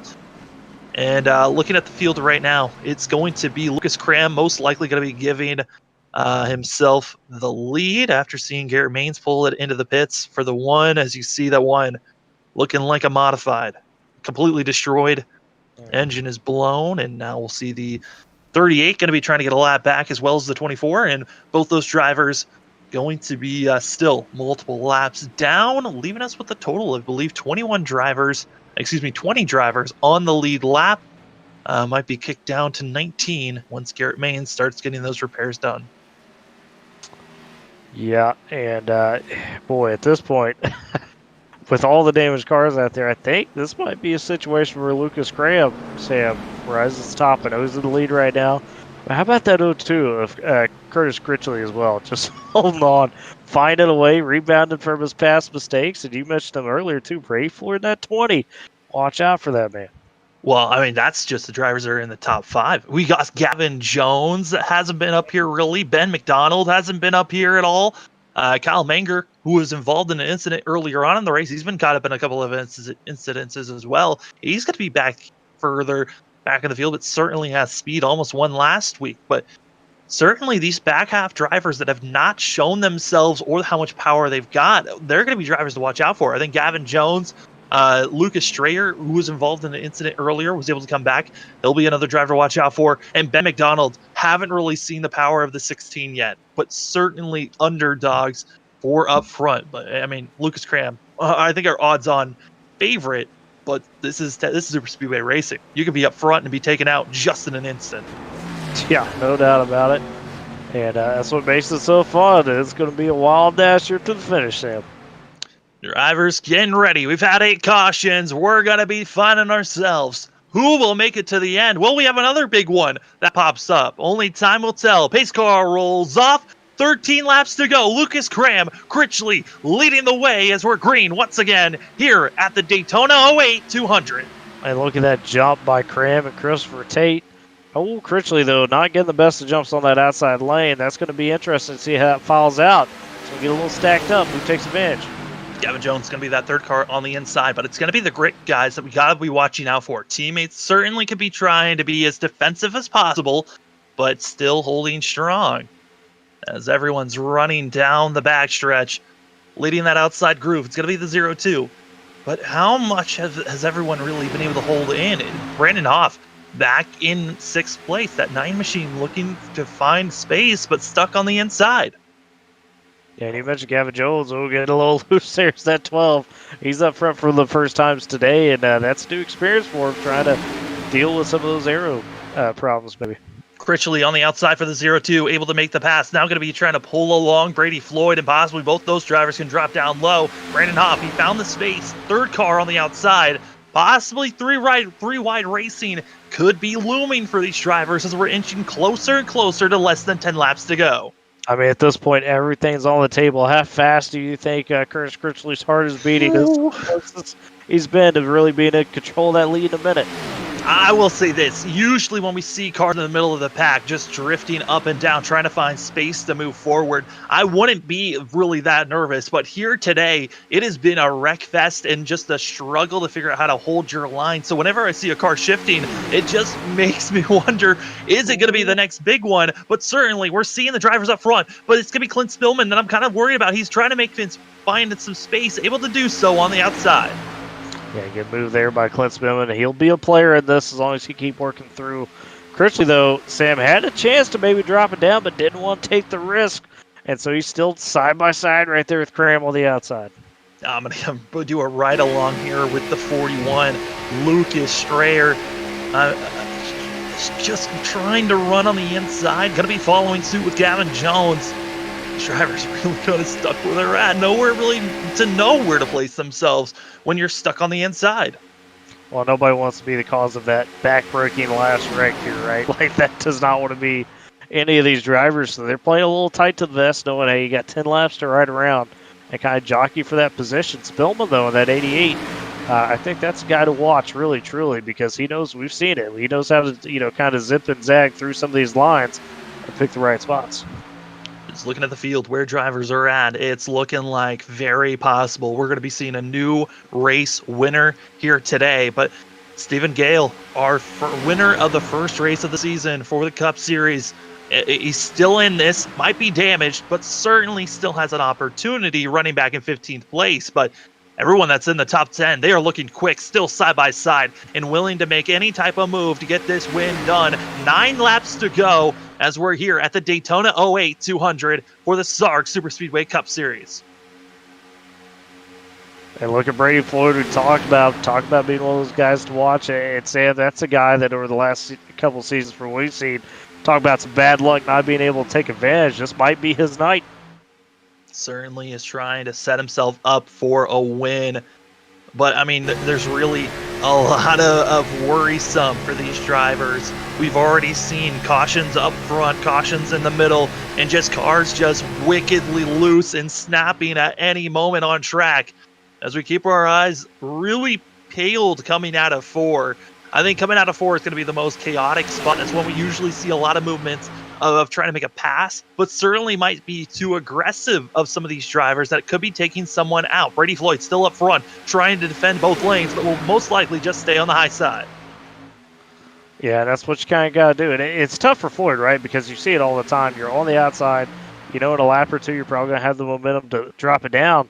But do you drop it down, or you just hold it up there and hope that, okay, hey, ride out for a few more laps and you pick the right time to drop it down, try to hold that inside? I mean, that's the one thing that's different from watching drivers in real life and drivers here in the SARG series is in real life, you got spotters telling you when you're open, which lane is moving. And it seems like here, drivers are mostly trusting what they are feeling and seeing in their car. So there's not really an opportunity to really defend. But Brady Floyd, what a block that I thought was just going to put him in the sucker hole, but somehow got low enough. I think he might have been gifted a little bit of space there.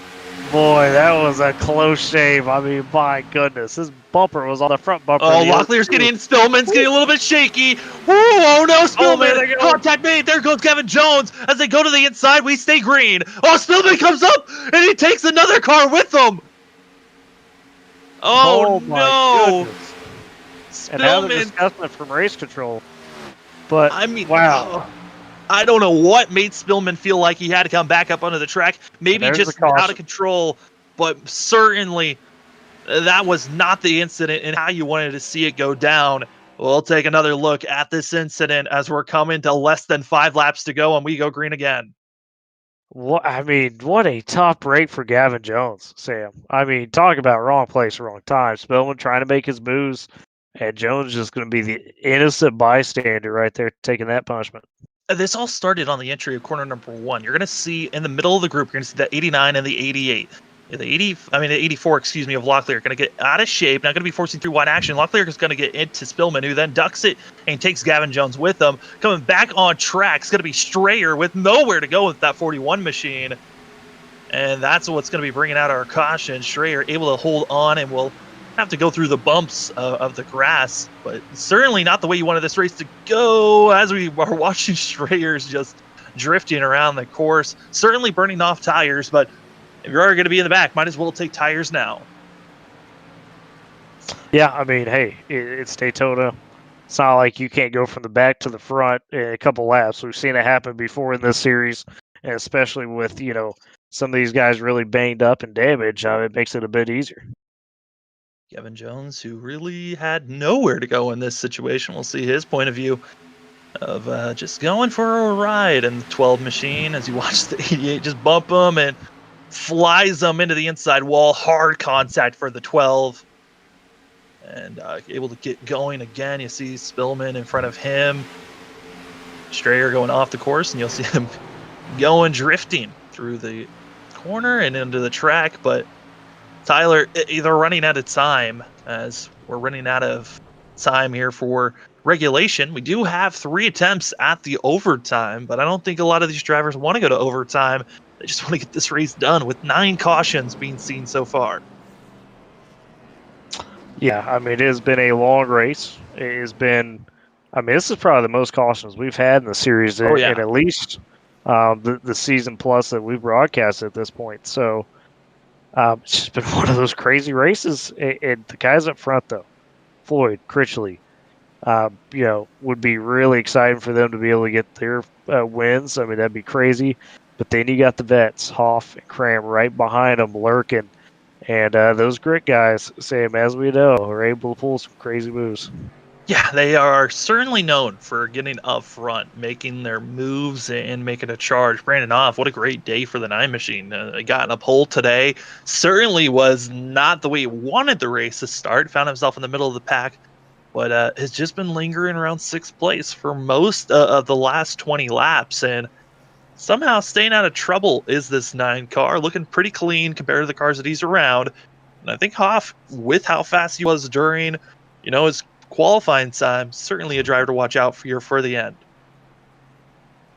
Yeah, no doubt about it. And just, a guy that, I mean, we talk about with him and Graham both just being able to put themselves at the right places, right times at the end of these races. That's why they were championship, guys last season, and just really did what they did. So it's going to be interesting here.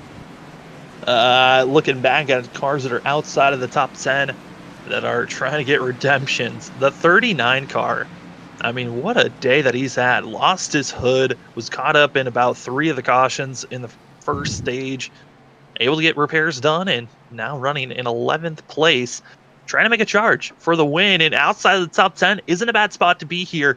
You're going to be around a lot of hungry drivers that have been up front with Gavin Jones, also Murphy. They've been up front in the top 5. They certainly can get you back up there. Oh, no doubt about it. It is about to be utter chaos, folks. Put those seatbelts tight one more time, as a wise man once would say.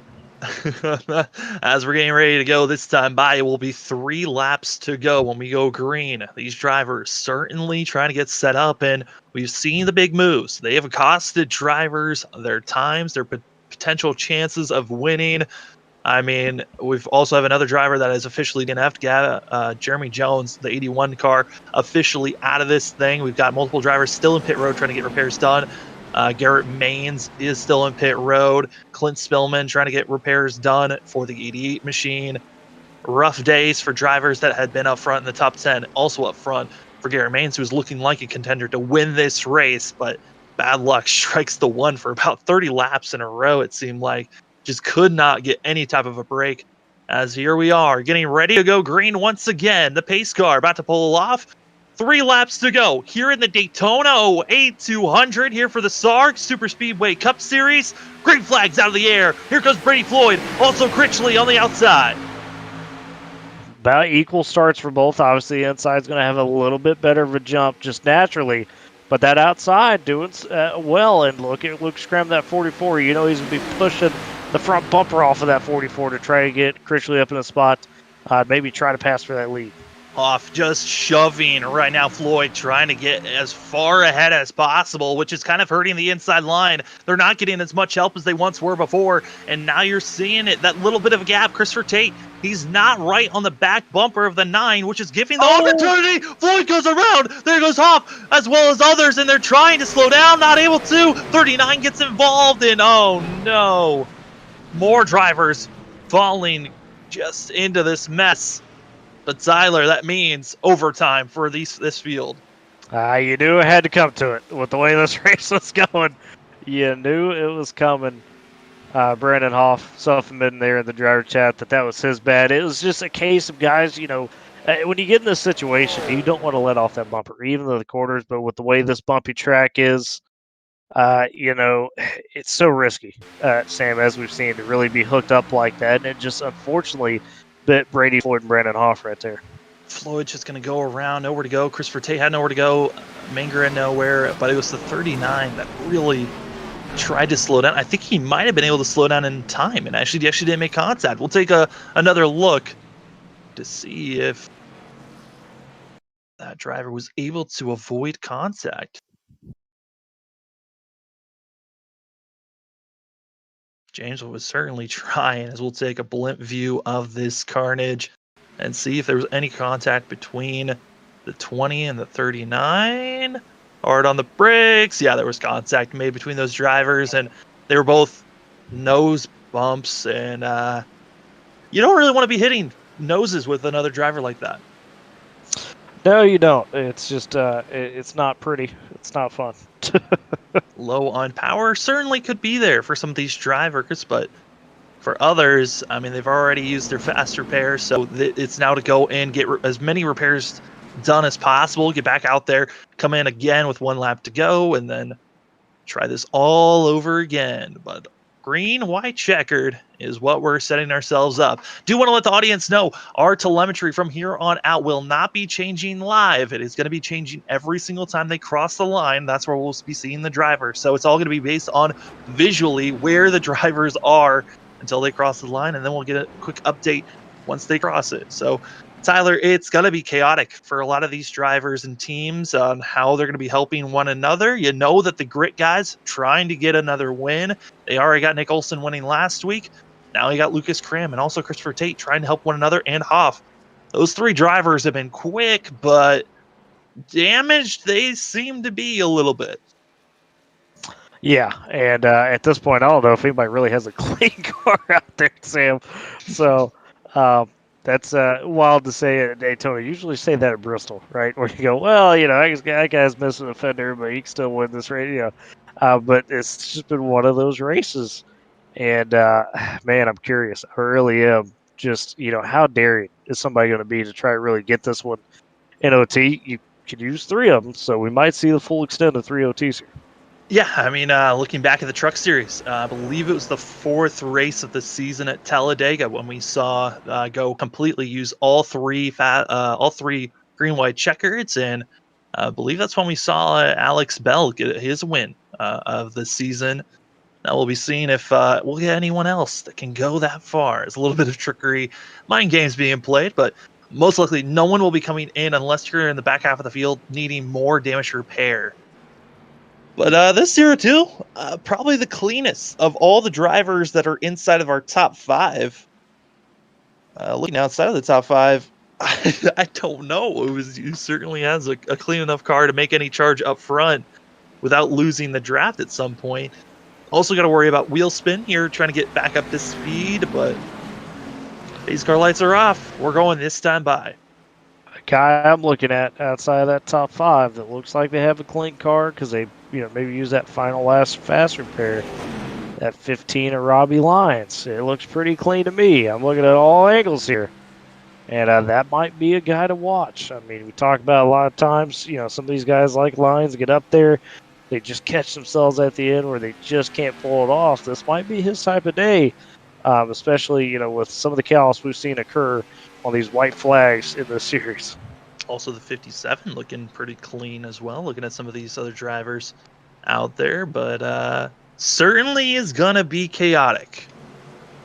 It's been 10 cautions. Will we see any more? Are we done with them? It's been a long race, but probably the longest race we have been a part of here for the SARG Superspeedway Series. This is not a usual thing to see this many cautions. If anything, we're used to only seeing one caution come out for the stage caution. And so this is such an odd and different race, but that's what the Legacy course gives us. It's a bumpier course, a lot more to handle, and certainly it's been quite difficult. Pace car lights are off. We're going this time by our first attempt at the green-white checkered here for the Daytona 08 200. For the SARG Superspeedway Cup Series, who's going to begin the win here for round number 3? Green flag out in the air. It's Critchley, Hoff. They're going. Green flag out in the air. Critchley made maybe the rookie mistake, if you will, got out way too far in front. Didn't really get the push behind him. Is that going to hurt him here going off into the backstretch as people get momentum? There he comes. Brandon Hoff going to be right on the bumper, but I don't think he had enough space on the high side to try to throw it up there. And honestly, coming down to the backstretch, here comes that momentum. The 44 might dump up. He's got some teammates to work with. And here he comes. Brandon Hoff, our pole sitter, to the high side, leaving Critchley all alone and needing Locklear to move up. A car is blown up behind them as they're trying to get going. As the drivers, they're trying to get to the white flag. If we get the white flag, we're racing to the end. Yeah, 44 Lucas Graham. We talked about the veteran moves right there. He gets up to that top lane. As you mentioned, Hoff and Toe behind him. What's going to be the battle here? As they're still trying to make the move. It looks like Hoff and trying to be pushing Cram as far as he can, but not able to get the 44 car far enough ahead, but still ahead of the 0-2, but on the extreme high side, that's the 20 machine, trying to make as many moves as possible in that third lane. Contact, though. Critchley going to be moved up. Now it's going to be Lucas Cram holding on the inside. Brady Floyd on the outside, trying to get so much momentum. But the grit guys, they're holding strong on the inside. Middle lane, they're spinning behind them. That's a 57. Lucas Cram, he's got to defend. He's going to hold off Critchley, but here they come on the outside. Brady Floyd, it's going to be a 3 wide coming across the line. Who's going to get it? And it's going to be Lucas Cram on the inside. Oh, the veteran gets himself the first win of the season, the defending champ on the scoreboard. What a move, what a race. As always, chaotic finish and Lucas Graham flexing that muscle. It certainly was. It was a great call on Brady Floyd's part. I mean, you just saw the momentum coming for that 20 machine and able to get it done. But whew, I mean, that is one of those races where I did not think that we were going to get it done on our first attempt at a green-white checkered, but everyone held strong. There was a lot of contact being made, as we will take a look at what brought out some of the carnage coming out of turn number 4. I saw the 57 getting turned around and a lot of other cars just trying to stay as clean as possible, but not able to, as this is coming into corner number 3 for a lot of these drivers. Contact, that was the 16, I believe, that initiated it, and everyone else following suit. And then up front, Lucas Cram had to do everything to battle his way up front. Hoff tried his best, and Brady Floyd, I think if he had a little bit more help, could have made that third lane work, but no one was close enough to push that 20. Yeah, I think you're right for sure. That's just that was the toughest one right there, no doubt about it. But I mean, what a run! My goodness. Certainly was a dazzling finish here. Lucas Cram getting it done as he's burning it down, though. We'll take a look at who and where they finish. Lucas Cram going to be getting the win. Brandon Hoff second place. Critchley in third. Christopher Tate going to get fourth place. Manger in fifth. Brady Floyd was looking like a chance for finishing third. Drops all the way back to sixth place. Locklear McDonald out of nowhere. The 16 machine might have made contact there entering turn number 3, but able to get a top 10 finish. Newsom and as well the 52.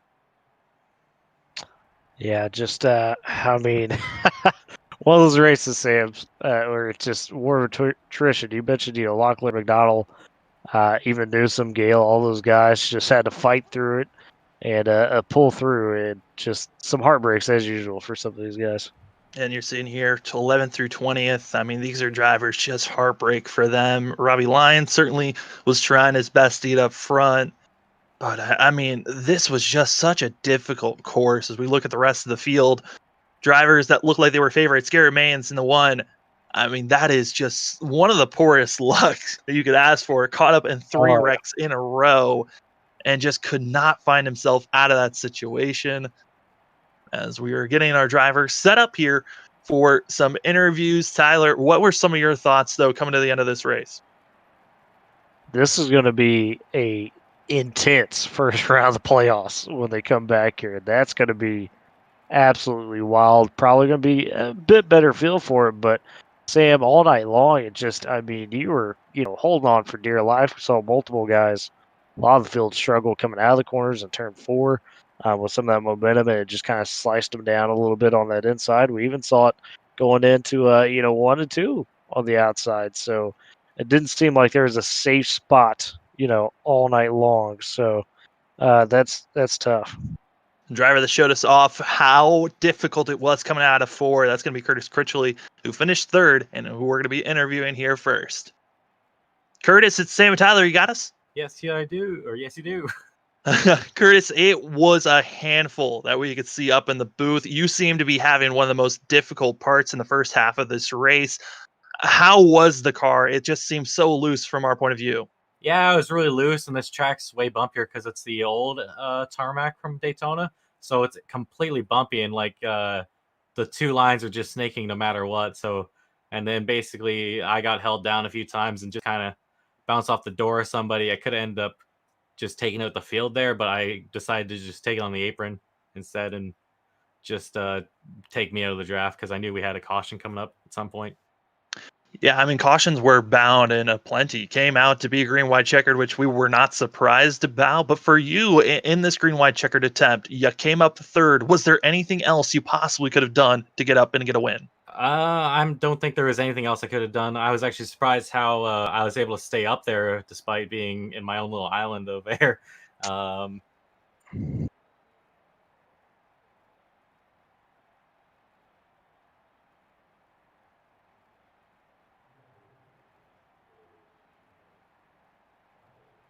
Tyler, you got any questions here for Curtis? Yeah, Curtis, I mean, what a race for you. I mean, just like everybody else had to deal with that adversity. where do you feel like you're at this point in the season? Obviously, kind of maybe a little bit newer to the series with these guys. What did you take from this race? What lessons do you feel like you learned the most? There's definitely a good field out there. Definitely a good amount of drivers up to the front. Definitely those grit guys definitely have some figured out. They're manage their draft really well. And so hopefully Garrett and I are able to work together here and be able to still win one of these times.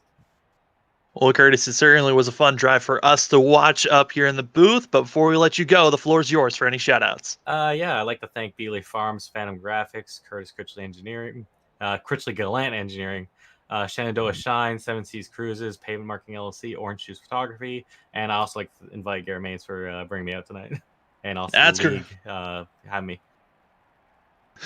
Sorry for interrupting you there, Curtis. Oh, no, but no worries. That's Curtis Critchley in the 0-2, getting a third place finish here today in the Legacy Daytona race. Congratulations, and hopefully we'll be seeing you on the rest of the season.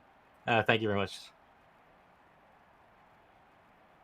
And Tyler, certainly a wild race for a lot of these drivers, but the two that we've been seeing almost all season long, that's Brandon Hoff and Lucas Cram.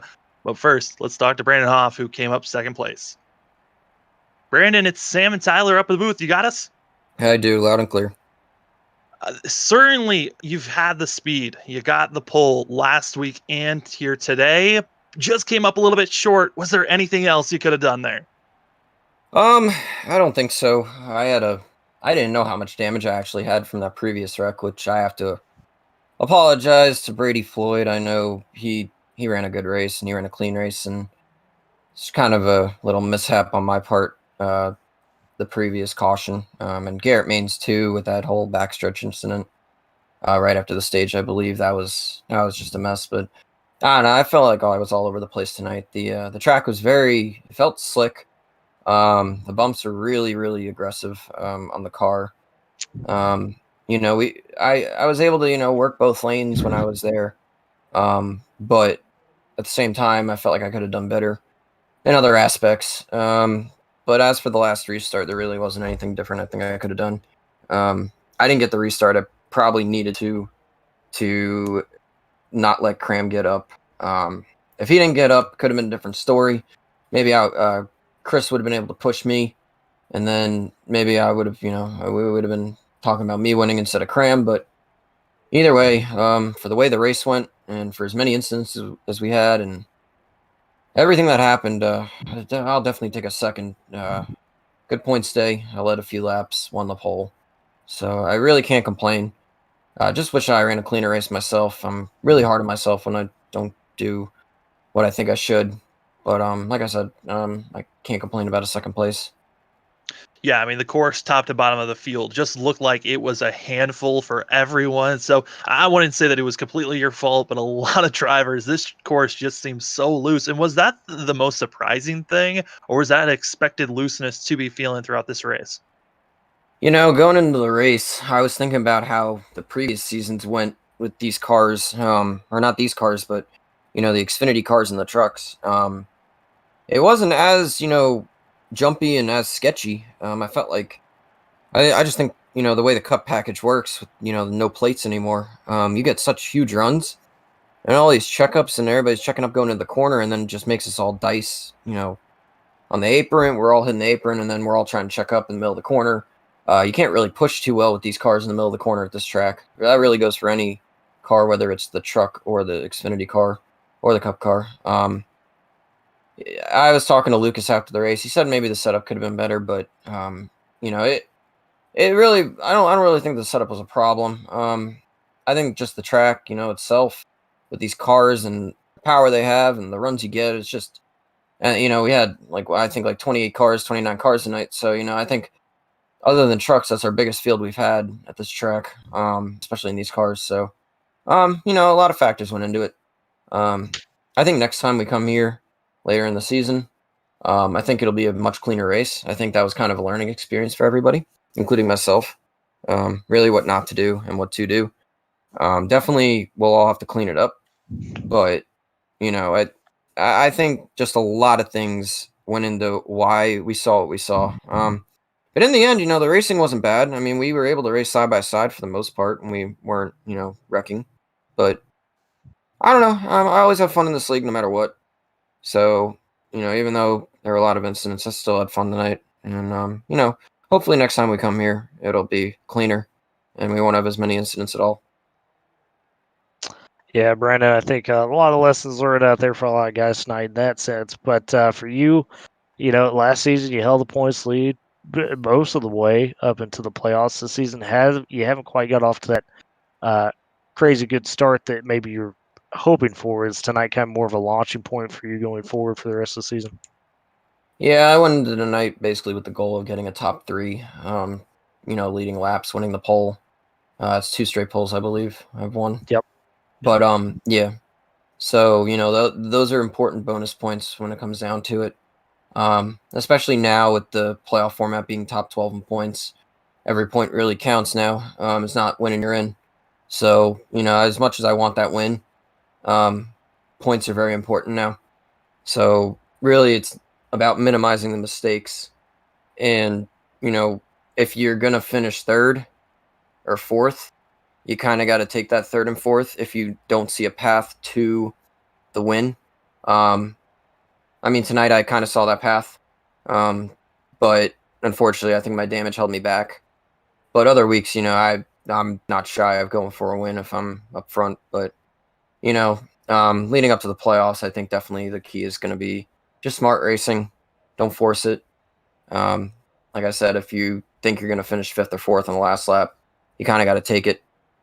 Can't, force anything that will put you in a bad situation and make you lose 10 points, because I know towards the end of last season, I did that to myself, where I was involved in, late race incidents that took me out like 8-10 points. And in the end, that ultimately is almost what cost me the championship. So, just trying to, go for the wins, but also just be smart. Top 3s are always great. And, I don't know where that puts me in points, but I know I think I was like 8th going in. So definitely should be in the top 5 now. So I'll take it. Well, Brandon, before we let you go, the floor is yours for any shout-outs. I'd like to thank, first of all, Gritty, Sports Grip Marketing, owner Kyle Dagger, my teammates Nick Olson, Lucas Cram, Timmy Pacioli, everybody who I worked with tonight, and they know who they are. I'm not going to mention all their names, but they know who they are. I'd like to thank you guys for, once again, putting on a great broadcast as you usually do. Love watching them back and, hearing all the reactions, and also watching back and seeing how the race went. But, yeah, I love this league. Thank you to Lucas and Robbie, as always, for putting on another solid week. And looking forward to hopefully talking to you guys again next week. Well, that's Brandon Hoff in the 9 machine, able to get a 2nd place finish here at Daytona, and good luck next week at Talladega. Thank you. Thank you very much. Certainly some wild racing to be seen for a lot of these drivers as we continue on. Lucas, it's Tyler and Sam out of the booth. You got us? Sure. That was certainly a wild race from our point of view. Cars slipping and sliding all over the place. But from your point of view, how was it? Yeah, it was pretty fun, honestly. Unfortunately, I had to make the setup kind of last second and try my best with it.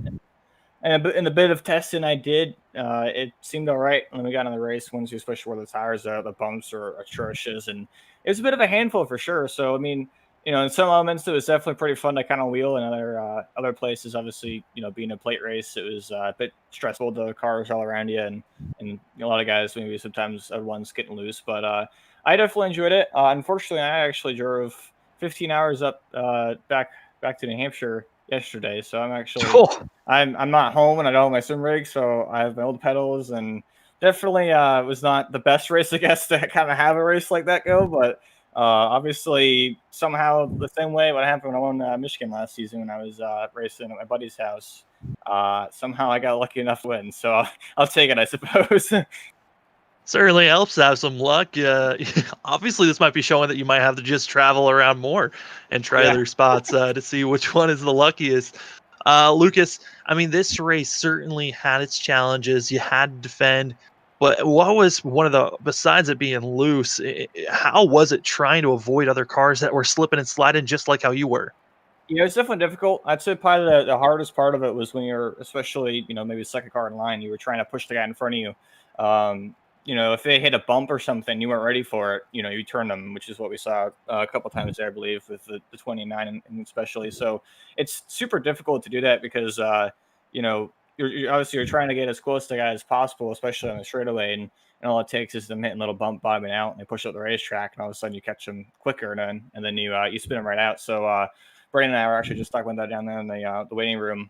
It was really difficult to do. I actually almost hooked Chris there one time coming off of 4, and luckily he was able to save it.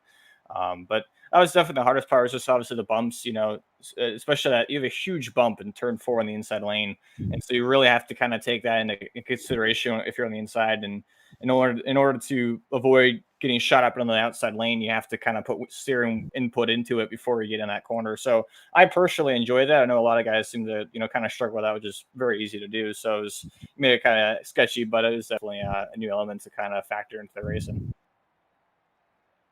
Yeah, and Lucas, now, Brandon just mentioned it with the points of it just straight top 12 this year, not necessarily winning you're in. With this win, though, you should be, looks like, taking the points lead coming out tonight. And is that where you feel like maybe you're kind of at your best because the pressure's on, so to speak, guys are going to be gunning for you? How does that kind of set you up as we go through the rest of the regular season here? Yeah, I mean, I don't really look too much at the points until we get to the playoff time. Obviously, that's when I feel like the most necessary, and not to jinx myself or anything, but hopefully, I'm kind of in a safe spot now to where I don't have to worry about that either until then. So, I don't like where I am. Obviously, it would be nice to get those playoff points, the extra playoff points for being in the top 10 points, wherever that ends up. The more points you get, so it would be nice to obviously get higher, but. I mean, usually, when I am the points leader, especially come playoff time, obviously people are going to want to maybe hand you out more often than not because they want to gain those points than you. So from that point, I don't really enjoy it, but otherwise, I don't really generally seem to care too much. So I just, try to do the same thing every single week and, just kind of be consistent and not, get distracted. Well, it certainly was not your the way you wanted this race to be sitting in, but a way to finish out this race for sure. Lucas, before we let you go, the floor is yours for any shout-outs. Yeah, obviously, huge shout out to all you guys for broadcasting every single week. It's been awesome to have the last 2 seasons. Huge shout out to Alex Bell. He unfortunately was not here tonight as he had prior commitments in a different race. But it's been awesome to have him doing race control this whole season after racing in previous seasons. It's been awesome to have them volunteer to do that after he retired last season. So it's been a huge help for that aspect. Huge shout out, of course, to everybody who showed up. I had a great car count. Actually, had a new guy as well, and he got a podium there, and I had to block him off of 4 for the win. So huge shout out to him. Huge shout out to everybody in the group for racing with me there, and we didn't pit at all, so we didn't really have much strategy there in that race. But otherwise, it was pretty simplistic. And huge shout out as well to Grit and to Kyle Dagger, who also was not here tonight.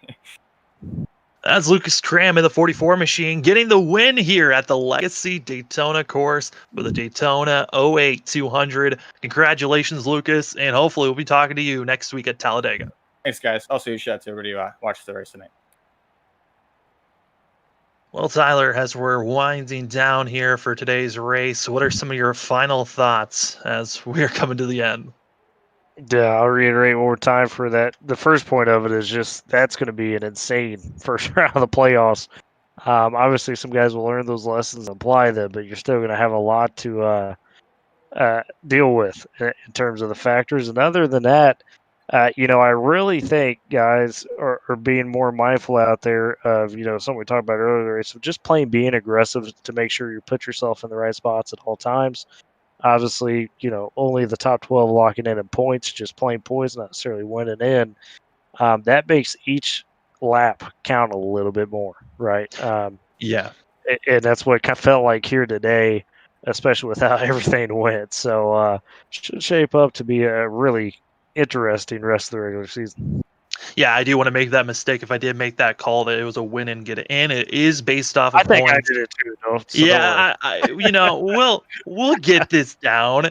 But certainly it's going to be a while to figure out what the points are going to be like, because if you look at points coming into this week, 12th place was tied. It was coming into today, and it was 22 points back from our points leader. So still a lot of points can be grabbed, and these positions are going to be shuffling each and every week, and you're really never going to know, as it is going to be a crazy 8-race regular season to figure out those 12 drivers that will be battling for a championship for the 4-race playoff. But for today, Lucas Cram, he gets it done. And Tyler, like always, thanks for being up in the booth with me.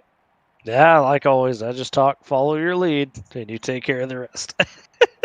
I'm just known as the guy who yells a lot, and it's always fun to watch SARG because it helps me just get that energy out. Like we said, Lucas Cram in the 44 machine gets the win here at the Daytona 08-200. This is only round number 3, round 4 next week for Talladega. Wider track, 3 wide action to be seen, and we'll see if drivers survive. Thanks for tonight for watching today's race. My name is Sam Dyer with Tyler Riggs, and you got to watch another Flatout Racing Network presentation of the SARG Superspeedway Cup Series. It's going to be a blast to see how the season progresses. But for tonight, have a great rest of your night. We'll see you next week. ETE Reman is the